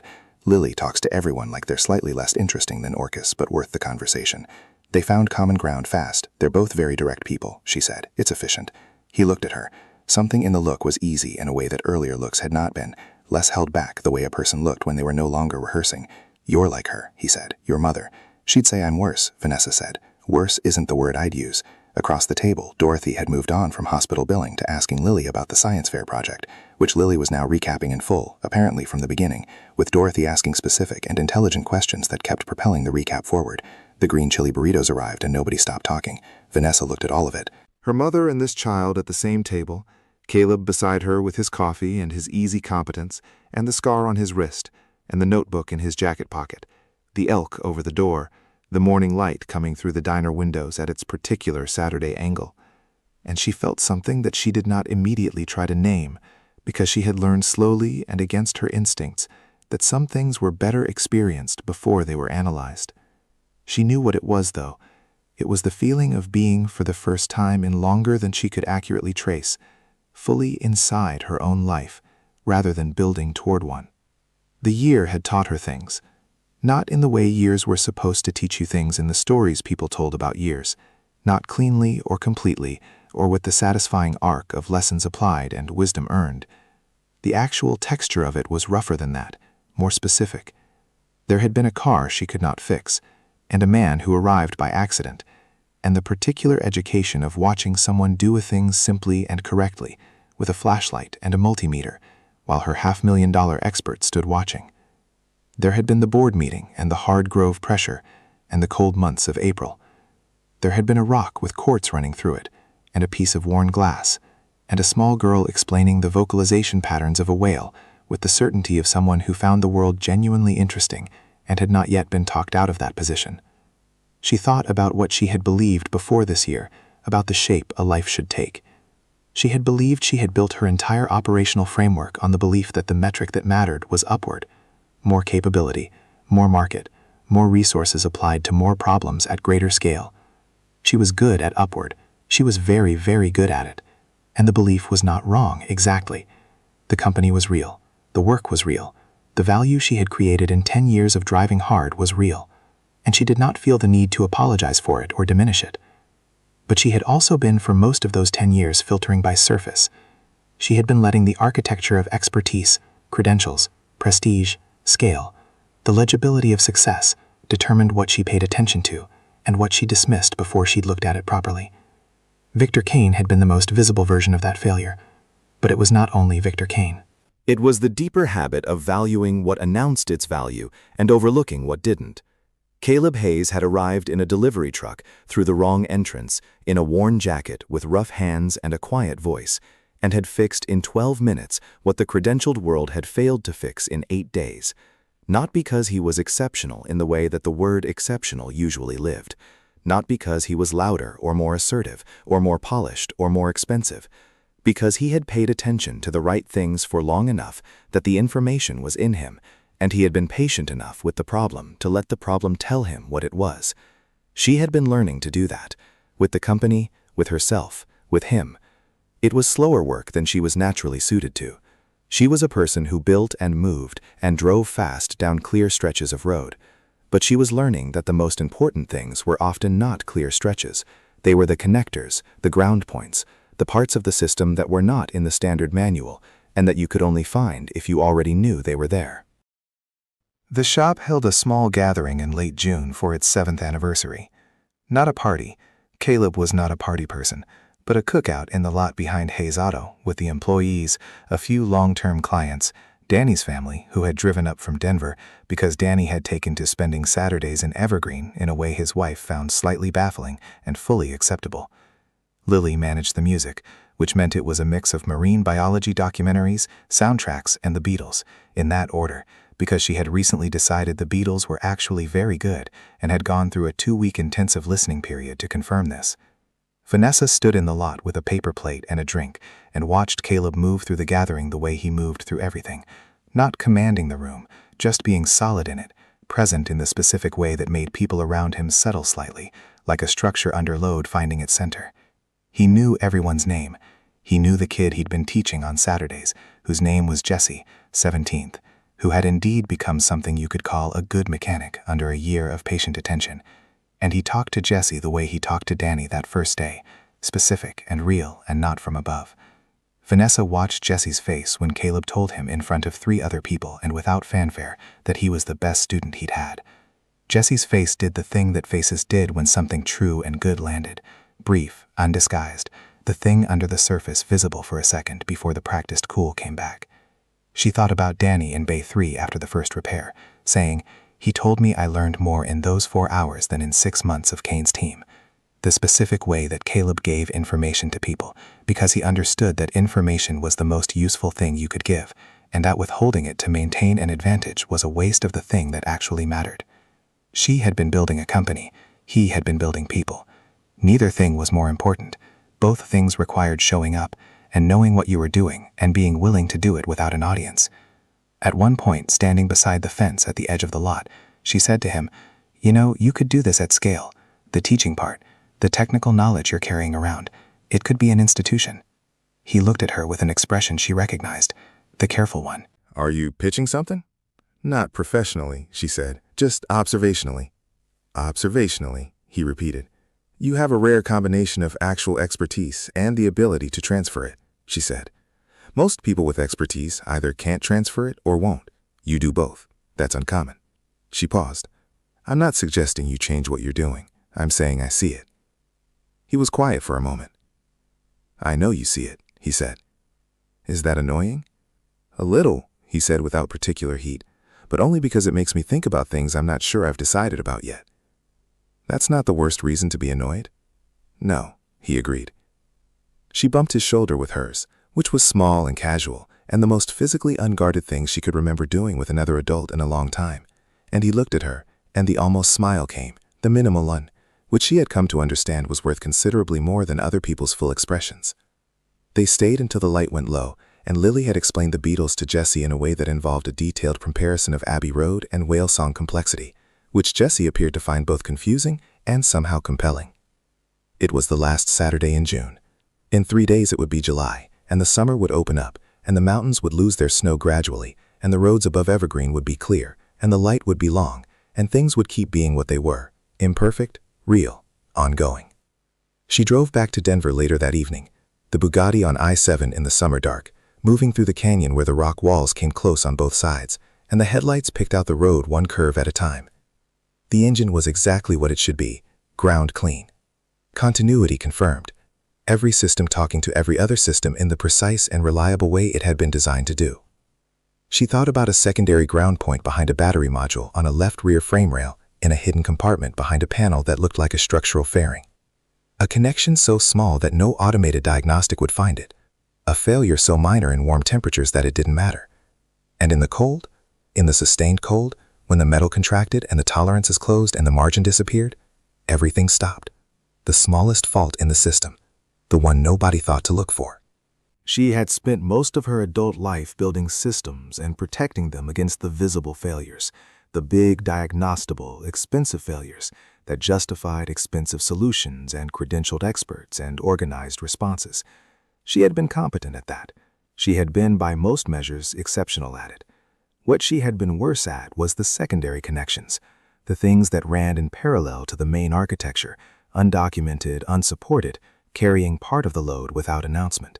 The connections that only became visible when they failed, and that failed not catastrophically, but quietly, at the threshold where tolerance ran out. She was learning to maintain those. It was slower than building. It required a different kind of attention, less dramatic, less measurable, less legible to the people who evaluated outcomes by visible scale. It required looking at the things that didn't announce themselves, and understanding that they were part of what made everything run. It required, she thought, pulling through the canyon on the other side, where the lights of Denver's eastern sprawl began to show against the night sky. The kind of knowledge you could only have if someone had put it there once in another life, and you'd carried it with you without always knowing what you'd someday need it for. She arrived home at 10:30. The apartment was quiet, and the windowsill held a rock and a piece of worn glass. And her phone had 3 work emails she'd answer in the morning, and 1 text from Caleb that said only, "Safe drive," and 1 from Lily that said, "The Orca talk went well. Jessie thinks the Beatles are okay now." She answered Caleb first, "Safe. Thank you for tonight." His response came back in under a minute. "Next Saturday. Next Saturday," she wrote back. She set her phone down and stood at the window for a moment looking at the city. Denver lit and busy and going about it Saturday night with the uncomplicated energy of a place that didn't ask to be appreciated and went on regardless. Somewhere west of it, the mountains rose in the dark, past seen but permanently present, the way the important things were present, not always visible, not always available to the diagnostic tools you had on hand, but there, foundational, carrying the load. She turned off the lamp. She slept without checking email, which she had been doing more often now, which was not a transformation or a reinvention. It was just a small adjustment to the ground return, A microcorrection, so minor that no automated system would have registered it. But in the cold, in the sustained cold, when everything contracted and the margins disappeared, it was exactly what made the difference between a machine that stopped and a machine that ran. She knew that now. She had been taught.